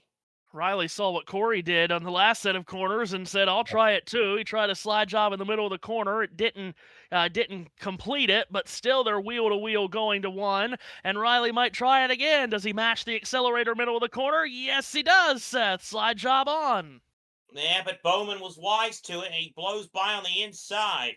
They go down the track a little bit. It's Bowman with the advantage. Herbst now on the high side of the racetrack. He'll try to wind it up again. Good run, Riley Herbst. He'll be alongside Alex Bowman again. Yeah, on the outside coming out of 4, and we'll have the momentum this time to get ahead. As they head back towards 1, will Bowman recoil and try again? We'll never know because we've jumped on board with Tyler Reddick, who is now 1.5 seconds. So it's another half second. He's taken out of the leader in the last, 5 laps or so since I mentioned it before. So the gap is creeping down. Absolute no pressure from behind. Almost 10 seconds Larson now is back of the leader. I was not prepared for the most entertaining battle of the day to be Alex Bowman versus Riley Herbst, but here we sit with 17 laps to go, and that was very entertaining between Alex and Riley. Add that to the list of things you didn't expect to say today. Indeed. Yeah, you're absolutely right. Denny Hamlin completes another lap. 17 laps remain. Tyler Reddick cast out the rod, trying to reel him in one more time, but the first thing that Reddick's got to do is get around the Ricky Stenhouse Jr. car. Here is Reddick on the approach to turn 3. He'll dive it down to the inside and complete the pass on Stenhouse, and now there is only open road between Reddick and Hamlin. At the line, 16 laps to go. The lead is a second and a third. Let's follow the leaders back into turns 1 and 2. It's Hamlin by a little more than a second over Tyler Reddick as they work their way down the back straightaway. Just smooth and steady, hit your marks has to be the message to Denny Hamlin. That's probably what he's telling himself as he goes up against the wall and runs that high line as he sweeps out of 4. No cars between them at the moment, so Reddick can see his boss, his prey, and erase another race victory right in front of him here with 15 laps to go. This is going to be a close finish. We perhaps didn't expect that this would happen, but Reddick is on the charge with those, 3 or 4 lap newer tyres? Yeah, he picked up 0.2 last time. It's still 1.1 second the interval, but Reddick is slowly gaining on it. It might just be a question now of time. Reddick up against the wall trying to gain as much as he can on Hamlin. Off of turn 4 and back to the line. Hamlin crosses the stripe. His lead on Reddick, we'll call it 8 car lengths. On the stopwatch, it is now under 1 second. Yeah, 2 more tenths cut off that time as Reddick is trying to reel Hamlin in down the back straightaway. Hamlin keeps his lead. Smooth, solid, and steady. Now up against the wall in turn number 3. Reddick is right there too. Reddick goes a little bit lower this time. Hamlin's still the leader. Under a second as they hit the line. Traffic on the horizon, but it is only a single car. 0.6 is the gap at the line. So we are going to get a finish of some rebuke here because Reddick is absolutely getting his talons into the back of that 11 car. Another 3 tenths taken off the lead. Hamlin now with about a 5 car length lead over Tyler Reddick on the approach to turn 3. Hamlin now goes to the bottom of the racetrack, perhaps to shut off some of Reddick's advances, but Reddick is gaining. We know Denny Hamlin is a great defensive driver. He knows how to manipulate the air from the front. He's going to have to be masterful at it here because Tyler Reddick continues to chomp away at the gap. It's down to 4 car lengths.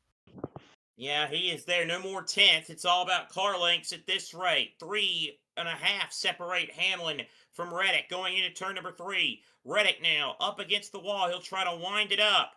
Don't hit it too much there, Tyler. He's got a really good run off 4.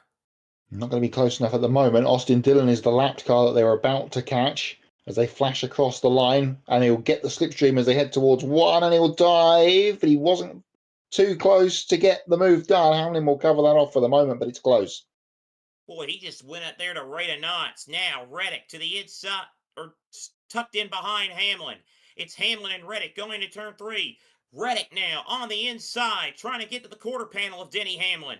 He is there. He'll get alongside. Hamlin's still the leader. And Reddick does get to the left elbow of Hamlin. They come across the line. Hamlin half a car length in front, but Reddick might have the better line going into 1. He stuffs it in on the bottom of turn 1. Reddick drifts up the banking, clears across the nose of Denny Hamlin. New leader with just 10 laps to go. What a move. An old school move by Tyler Reddick. He just hunted, and then made the pass. And will he be able to drive away is now the question. He's already a couple of car lengths ahead of Hamlin. When that gap was hovering around 3 seconds, we hypothesized that it was Hamlin keeping Reddick at arm's length. Or maybe it was the other way around with Tyler looking after his tyres. Has Denny got anything left in the tank here to come back at the 45 as they come out of 2? Reddick keeps the advantage by about a car length as they go to turn 3, exiting the back straightaway. It is Reddick. Hamlin now will try that high line and try to wind it up and get some momentum. Reddick, though, keeps the advantage. Hamlin loads it up around the top, but Reddick's lead is still at 3 car lengths. Flashing across the line, the leaders go. With 8 laps to go, Tyler Reddick in race 9 of the year looking for his 5th win. The last driver to have 5 wins in the first 9 races of the year was Dale Earnhardt in 1987. In other words, it's been a minute. Michael Jordan looking on. Is the boss man about to have another win? Hamlin now up against the wall. Lap traffic could be in play here. A bit further forward, in front of them in terms of on the racetrack, behind them in the running order, Chase Briscoe under attack here from Corey Heim for 13th position. Meanwhile, leaders close together in 1. Denny got the great run there down the straightaway with the slipstream. Wasn't close enough to throw an attack at Reddick, who is now right to the back of the bumper of the Austin Dillon automobile. But he got a great run out of turn 2, Hamlin. He's right there to the inside. Denny Hamlin inside of Tyler Reddick for the lead. Hamlin with the nose out in front. Reddick up against the wall, fights back high side. Reddick takes it back. I'm not sure why Tyler Reddick would come off the wall right now and give Hamlin a chance to load up a run around the top. That's exactly how Ryan Blaney lost the Homestead race a couple of years ago to Tyler Reddick. This time in 1 and 2, Reddick again can barely fit a sheet of paper between the right side of his Toyota and the outside retaining wall. He knew better that time. He keeps the lead back straightaway. Austin Dillon still right in front of these two. It is Reddick against the wall. Hamlin now way to the inside. Austin Dillon a roadblock right now. A nervous looking MJ watching on from pit lane. The Dillon car still in front of these 2 leaders.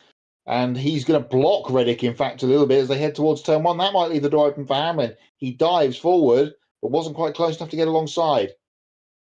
Almost to the quarter panel. We've had a lot of great Kansas finishes. Are we setting up for another Kansas Classic? It is Reddick by about a car length over Hamlin. Going into turns 3 and 4, they're both right up against the wall. Actually, now Reddick goes low, Hamlin up against the wall, trying to get by Austin Dillon. Plenty of traffic ahead of the leaders as Hamlin fishtails it a bit out of 4 with 4 laps to go. 2 of the last 4 Kansas races has had a final margin of victory of less than 1/10 of a second. Could it be another one today? They go by the Alex Bowman automobile. They sweep it out of turn 2. Reddick now will try to reel the Ty Dillon automobile in. He'll go to the inside of them and sweep past Ty Dillon. Hamlin against the wall now has to deal with Ty Dillon. That's going to be a big push for Reddick, and it'll help him extend the lead.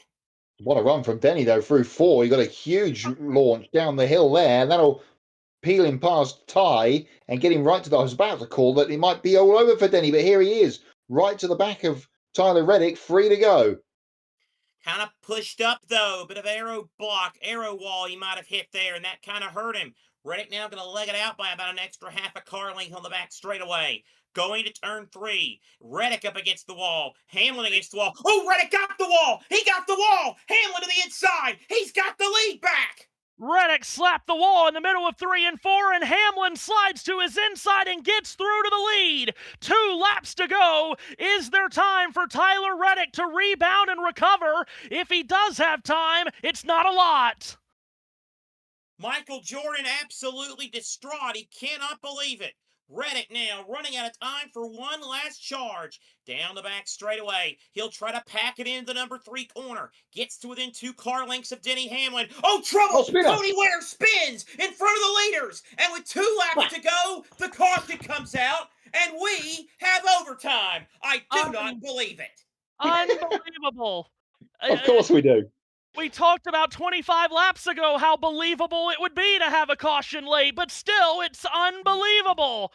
Caution comes out just as Denny Hamlin was inside a quarter mile to the white flag. What an incredible duel between Reddick and Hamlin. Reddick charging and charging to grab the lead. Then he made a mistake to give it up. It looked like Hamlin had it in the bag, and then a spin right in front of the whites of their eyes from Cody Ware.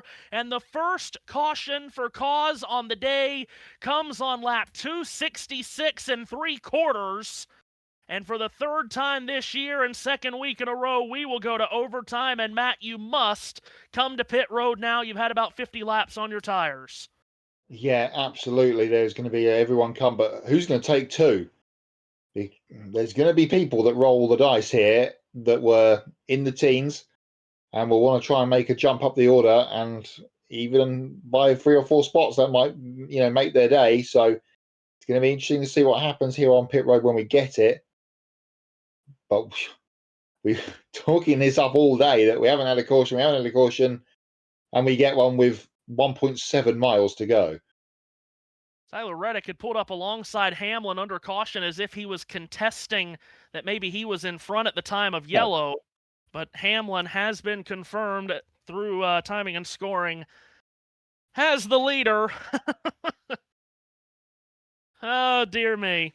Good. Just when a couple of us were looking at the This is clock. why you never give up on a NASCAR race. Yeah, that's right. No, we don't. And just as a couple of us were looking at the clock and going, oh, excellent. Oh, here we go. Hey, someone left a comment in the chat, and I see Reddick. Is Reddick out of fuel potentially, or low on fuel? Surely not. I mean, he pitted 6 laps later than Hamlin, so if he was struggling with fuel, I think Hamlin was. Now, these two had about an 11-second lead on Kyle Larson, so these two are going to be able to come to pit road way ahead of everyone else. Pit road is open, and Tyler Reddick is beating on the bumper cover of Hamlin coming onto pit road. Reddick wants to get on with this. Remember, on the final green flag pit stop, Hamlin had a better stop than Reddick. And these two have got a big advantage over Kyle Larson, who was 10 seconds back on the racetrack when the caution came out, with many lap cars in between. Here we go. Hamlin to his pit lane, stall. Right side tyres going on the 11, and they are going with just right side tyres. He's away. Wow. Hamlin leaves with just 2 tires. He'll win the race off, but Reddick also only took 2. Oh, my goodness. I think everyone only took 2. I think so. God. Our commenter there wasn't the only person suggesting that Reddick might be very low on fuel. I've just seen in another chat that I'm in that there were suggestions of that. Right rear down for Cody Ware in replay, so it wasn't just a spin because he wanted to. He had a flat tire. And as we said, this was the longest run. It was the longest run of the day on tires. Uh-huh. I don't think anyone in the top 5 or 6 took 4, though. I'm very surprised by that. As am I. I am checking. Last looks time like we it came was to a good Kansas, second. there was a late caution with all Toyotas at the front, and a Toyota did not get to the finish line first, Matt. And on this Yeah. restart, now hold on a minute. Someone did stay out. According to timing and scoring, it's Austin Dillon that leads this motor race. Oh, dear God. Did he get lapped before the caution? He did, didn't he? Yeah, he got lapped. Unless he got a free pass, which I don't think that would have been the case either. We'll look to confirm. Timing and scoring has him as the leader. If he's not, it will be 4 Toyotas in the top 5 positions. And a Hendrick Chevrolet in the middle of it, just like last fall, Matt. Last fall it was Chase Elliott. I've got the stats. Well, could be Kyle Larson or Chase Elliott today. What you got, JT? Denny Hamlin, 2 right tyres. Tyler Reddick, no tyres but fuel. Kyle Larson, 2 right. Also for Bubba Wallace, 2 right. 4 tyres for Carson Hocevar, 2 right for Gibbs, 2 right for Priest, 4 tyres for Heim, Hurst, Byron, and, well, Bell didn't stop. But yeah, also 2 right for Elliott, Cindric, Busher, and 4 tyres for Briscoe. But yeah, the highest car with 4 tyres, Hocevar in 5th. Reddick, interestingly, fuel, no tyres. Yeah, that's been interesting. Reddick took tires. We took saw him tires. take 2. He definitely took 2. It has just updated on my screen, yes. 2 right. Real quick. Dillon got the free pass. Bowman, Gilliland, and Suarez wavering. Okay, very good. Well, remember, in that fall race that I was mentioning a moment ago, where it was all Toyotas at the front, but Chase Elliott won, Chase restarted in overtime in row 5 and got through all of that traffic to win. This, you mean? Here's confirmation for anyone doubting me. Oh, wow. You never know. If Carson Hocevar's back there with 4 tyres, what did you say earlier? In the hurricane comes to Tornado Valley. Yes. Now, He where might be is on he for something at? like that. Timing and scoring has him 16th, Hocevar. Yeah, he might be a bit far back. Okay, now let's reset for you now that everything has recycled. The top 10 took 2 tires. So that means the first driver in the running order on 4 is Chase Briscoe 11th. Briscoe at 11th on down is on 4. Okay. Christopher Bell will restart 4th, or at least he's in line 4th. We'll see where he goes on the choose. According to NASCAR Insights, he ranks number 1 so far this season on restarts. And there is that confirmation for those who are doubting. Ah, dearie me. So yeah, 4 Camrys in the top 5 with the lone Chevrolet up there. The highest Ford is Brad Keselowski in 6th. He's got another Toyota behind him in Ty Gibbs. So 5 in the top 7. And we about to get the choose. I had someone comment on the TikTok earlier this week, you should take over the Fox production truck. And at this point, I basically have. I say something and it pops up on screen. Not the TikTok. TikTok. We're going to have some content for the TikTok after this race, the way it's going. Here we Can go. I do the thing, Matthew? More in a moment. Oh, yes. Do the thing, JT, as we get ready for OT. Row 1, inside Hamlin, outside Reddick. Row 2, inside Larson, outside Bell. Row 3, inside Keselowski, outside Wallace. Row 4, inside Elliott, outside Gibbs. Row 5, inside Briscoe, outside Cindric, and it disappears. Well, you got the first 10 out anyway. All right, Seth. Loaded up and ready to go. Overtime for a second week in a row. Last week it produced a first-time winner. What will it produce this week in Kansas City? Well, we have had some KC masterpieces over the years in terms of finishes at this track. Are we set for another one? Hamlin inside, Reddick outside, Larson and Bell, Wallace and Keselowski. Heard JT give you the whole order. In some ways, it feels like it could be anybody's race. Someone you know is going to try to make it 3 or 4 wide on the apron.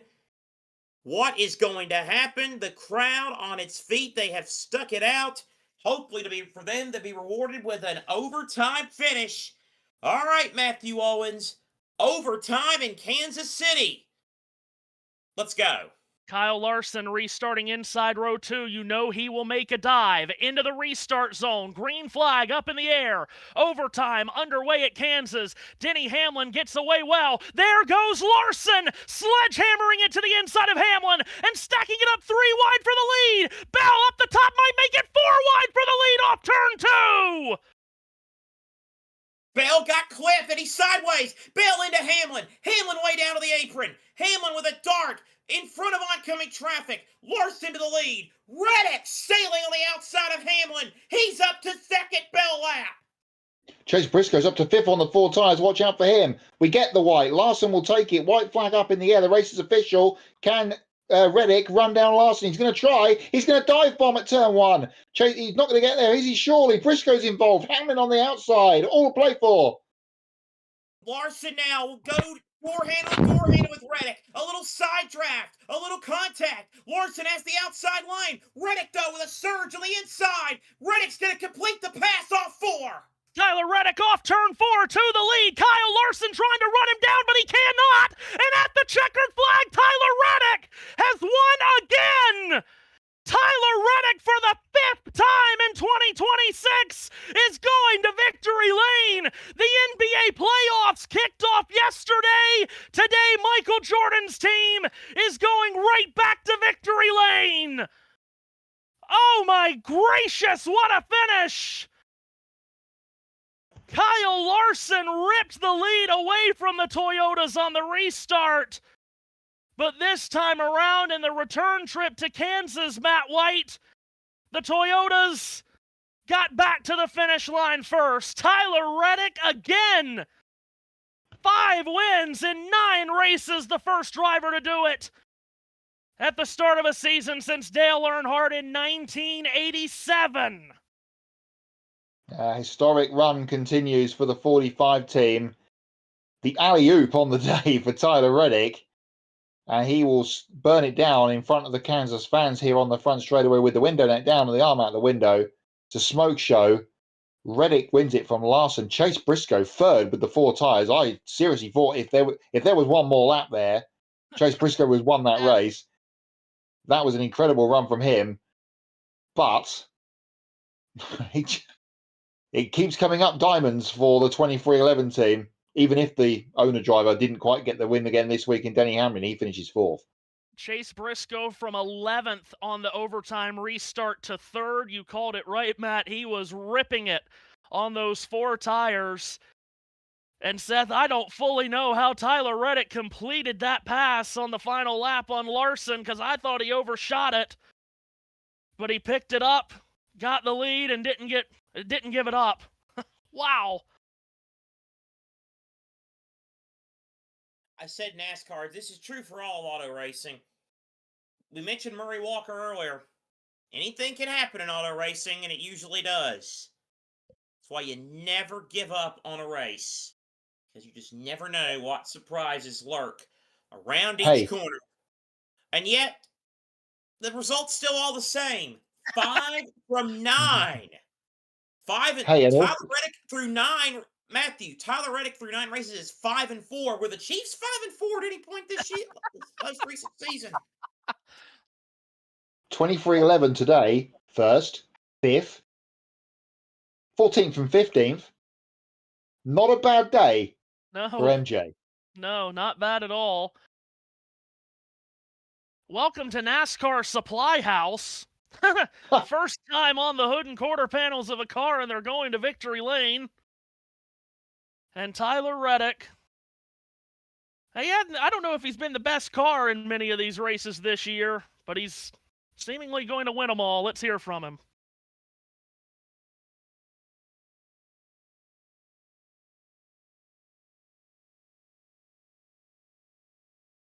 I couldn't believe it. I mean, first off, I feel like I have to Well, say, just having, obviously, some audio issues. just for how as, I feel, Jamie and Little. I never like being on the other side of it. Really hate that for Christopher Bell. You know, it's good hard racing. 11 came up, and I took off tight. So, not thrilled. I got Christopher there. I hate that for him because he's having a good, solid day. So, man, it's just these late race restarts. It gets really, really crazy there. And obviously, I had to run on the 5, and I was just shocked I was able to get to his inside there. So, just an incredible supply house Toyota Camry all day long. So, yeah, it was really thankful we got that late caution. I know you said yesterday the focus has been getting back here to victory lane at Kansas, where you guys used to be. How much time and effort does this team put in to get back to this moment?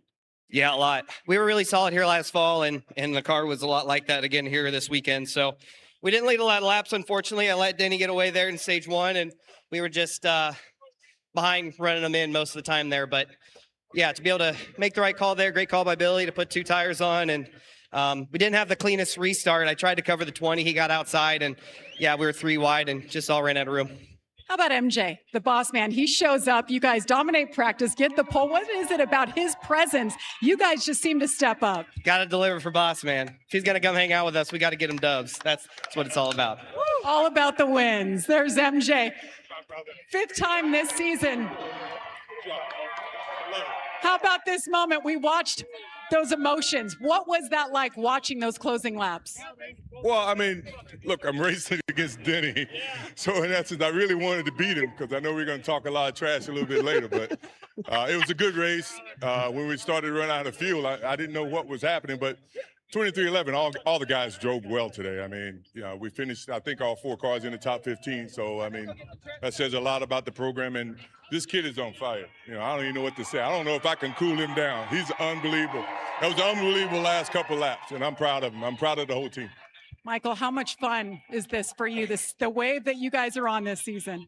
When you win, it's always fun, and right now it's fun for everybody at 23-11. So, I mean, me being here and being able to see all the wins, I am so happy for the team, and I just think we need to continually build on this, without a doubt.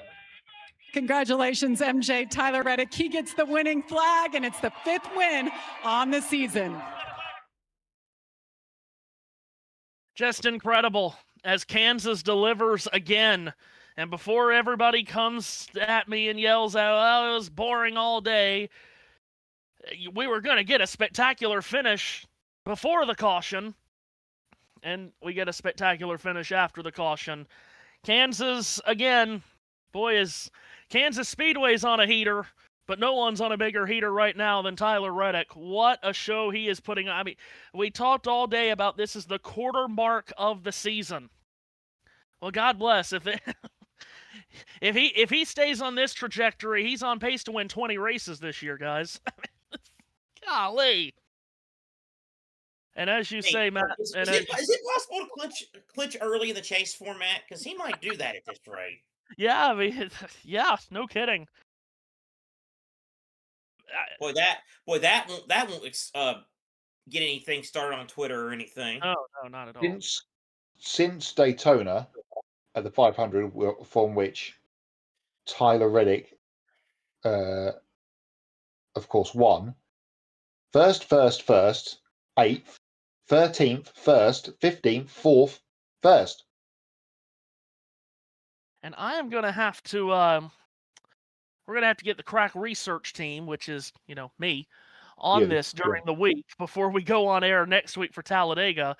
I'm going to have to take a look and see, has there ever been a driver that ran a full season, won 0 races, and then the next year won 5?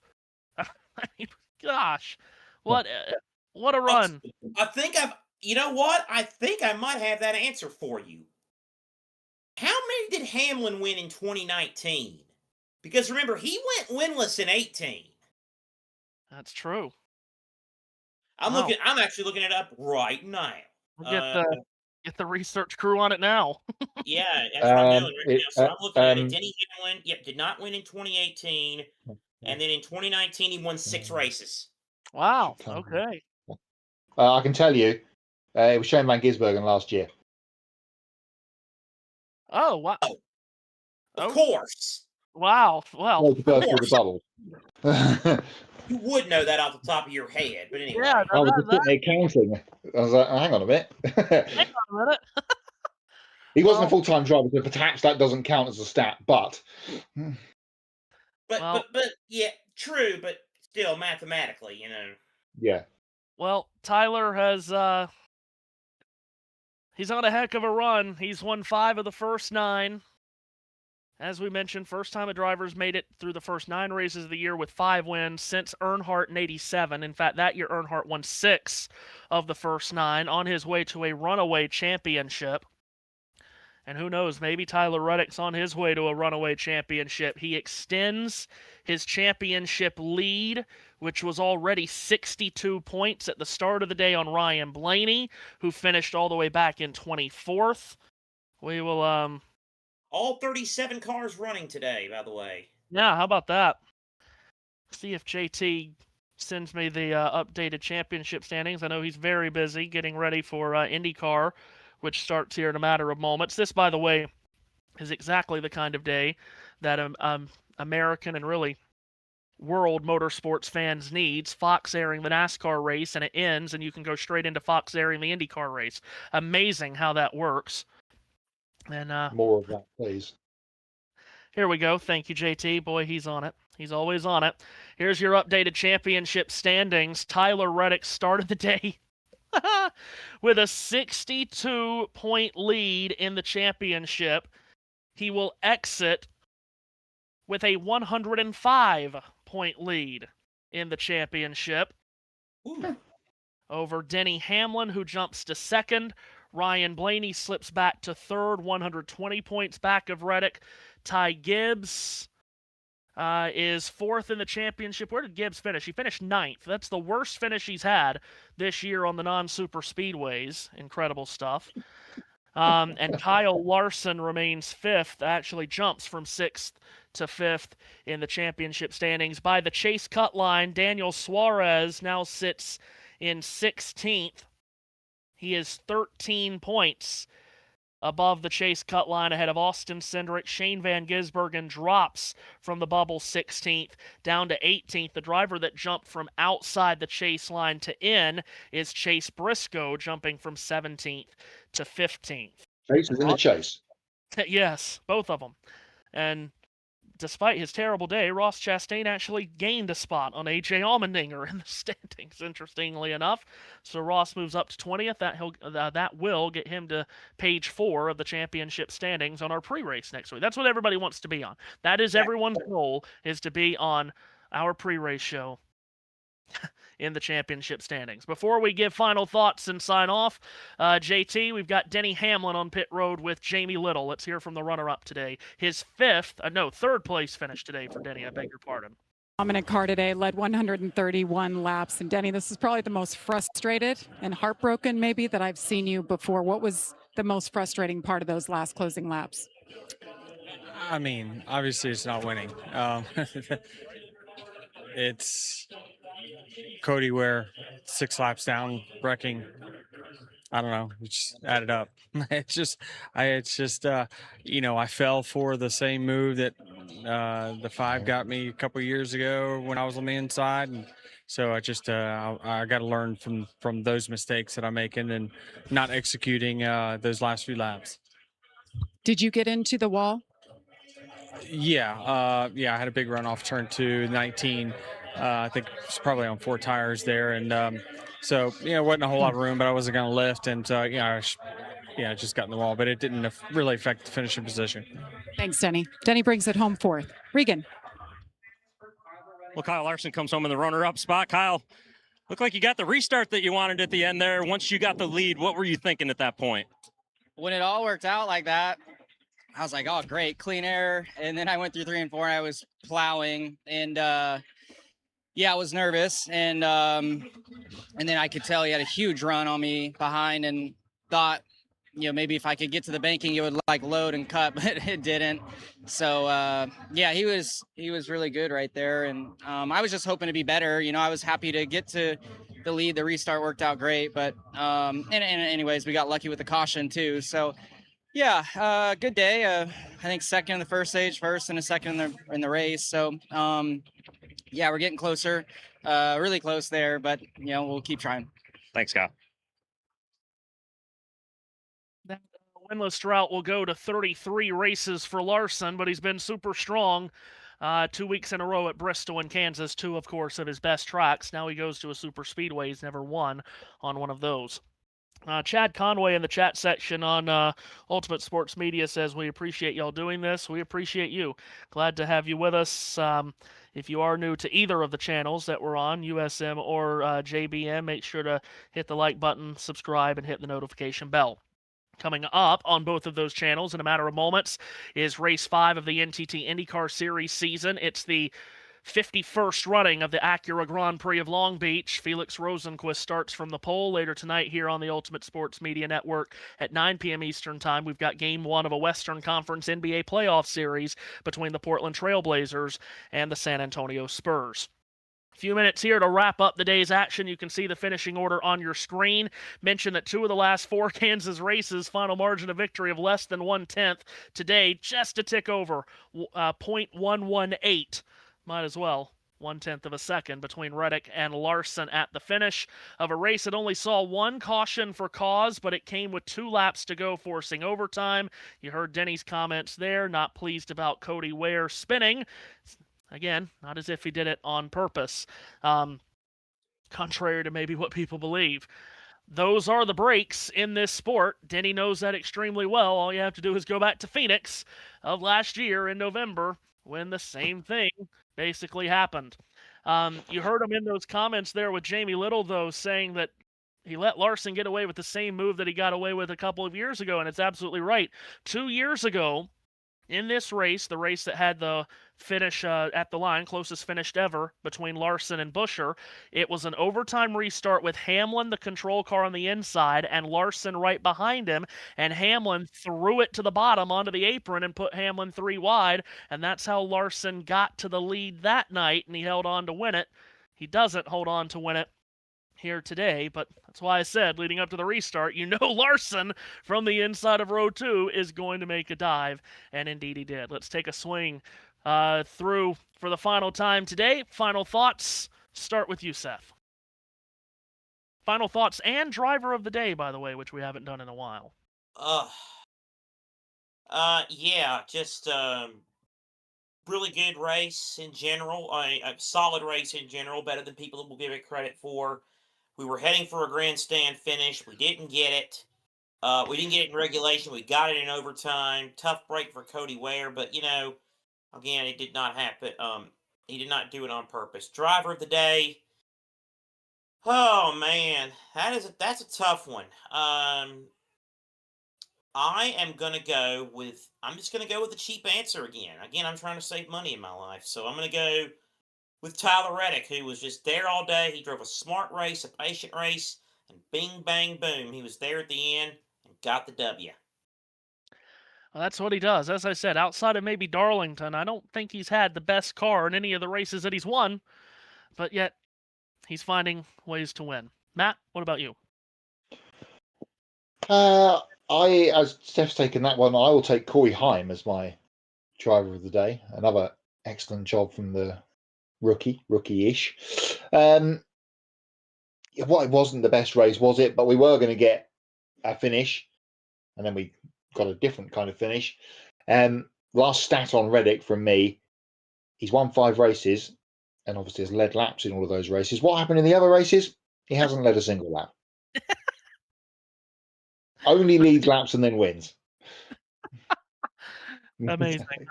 Yeah. JT, by the way, behind the scenes says Chase Briscoe, driver of the day. He gave Bass Pro Shops a better spotlight compared to yesterday. Thank you. Yeah.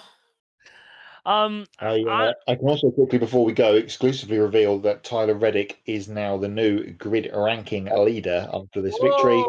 After the IndyCar race, be sure to tune over to Grid Network TV for the wrap-up show on the weekend for this from IndyCar, which of course is yet to come.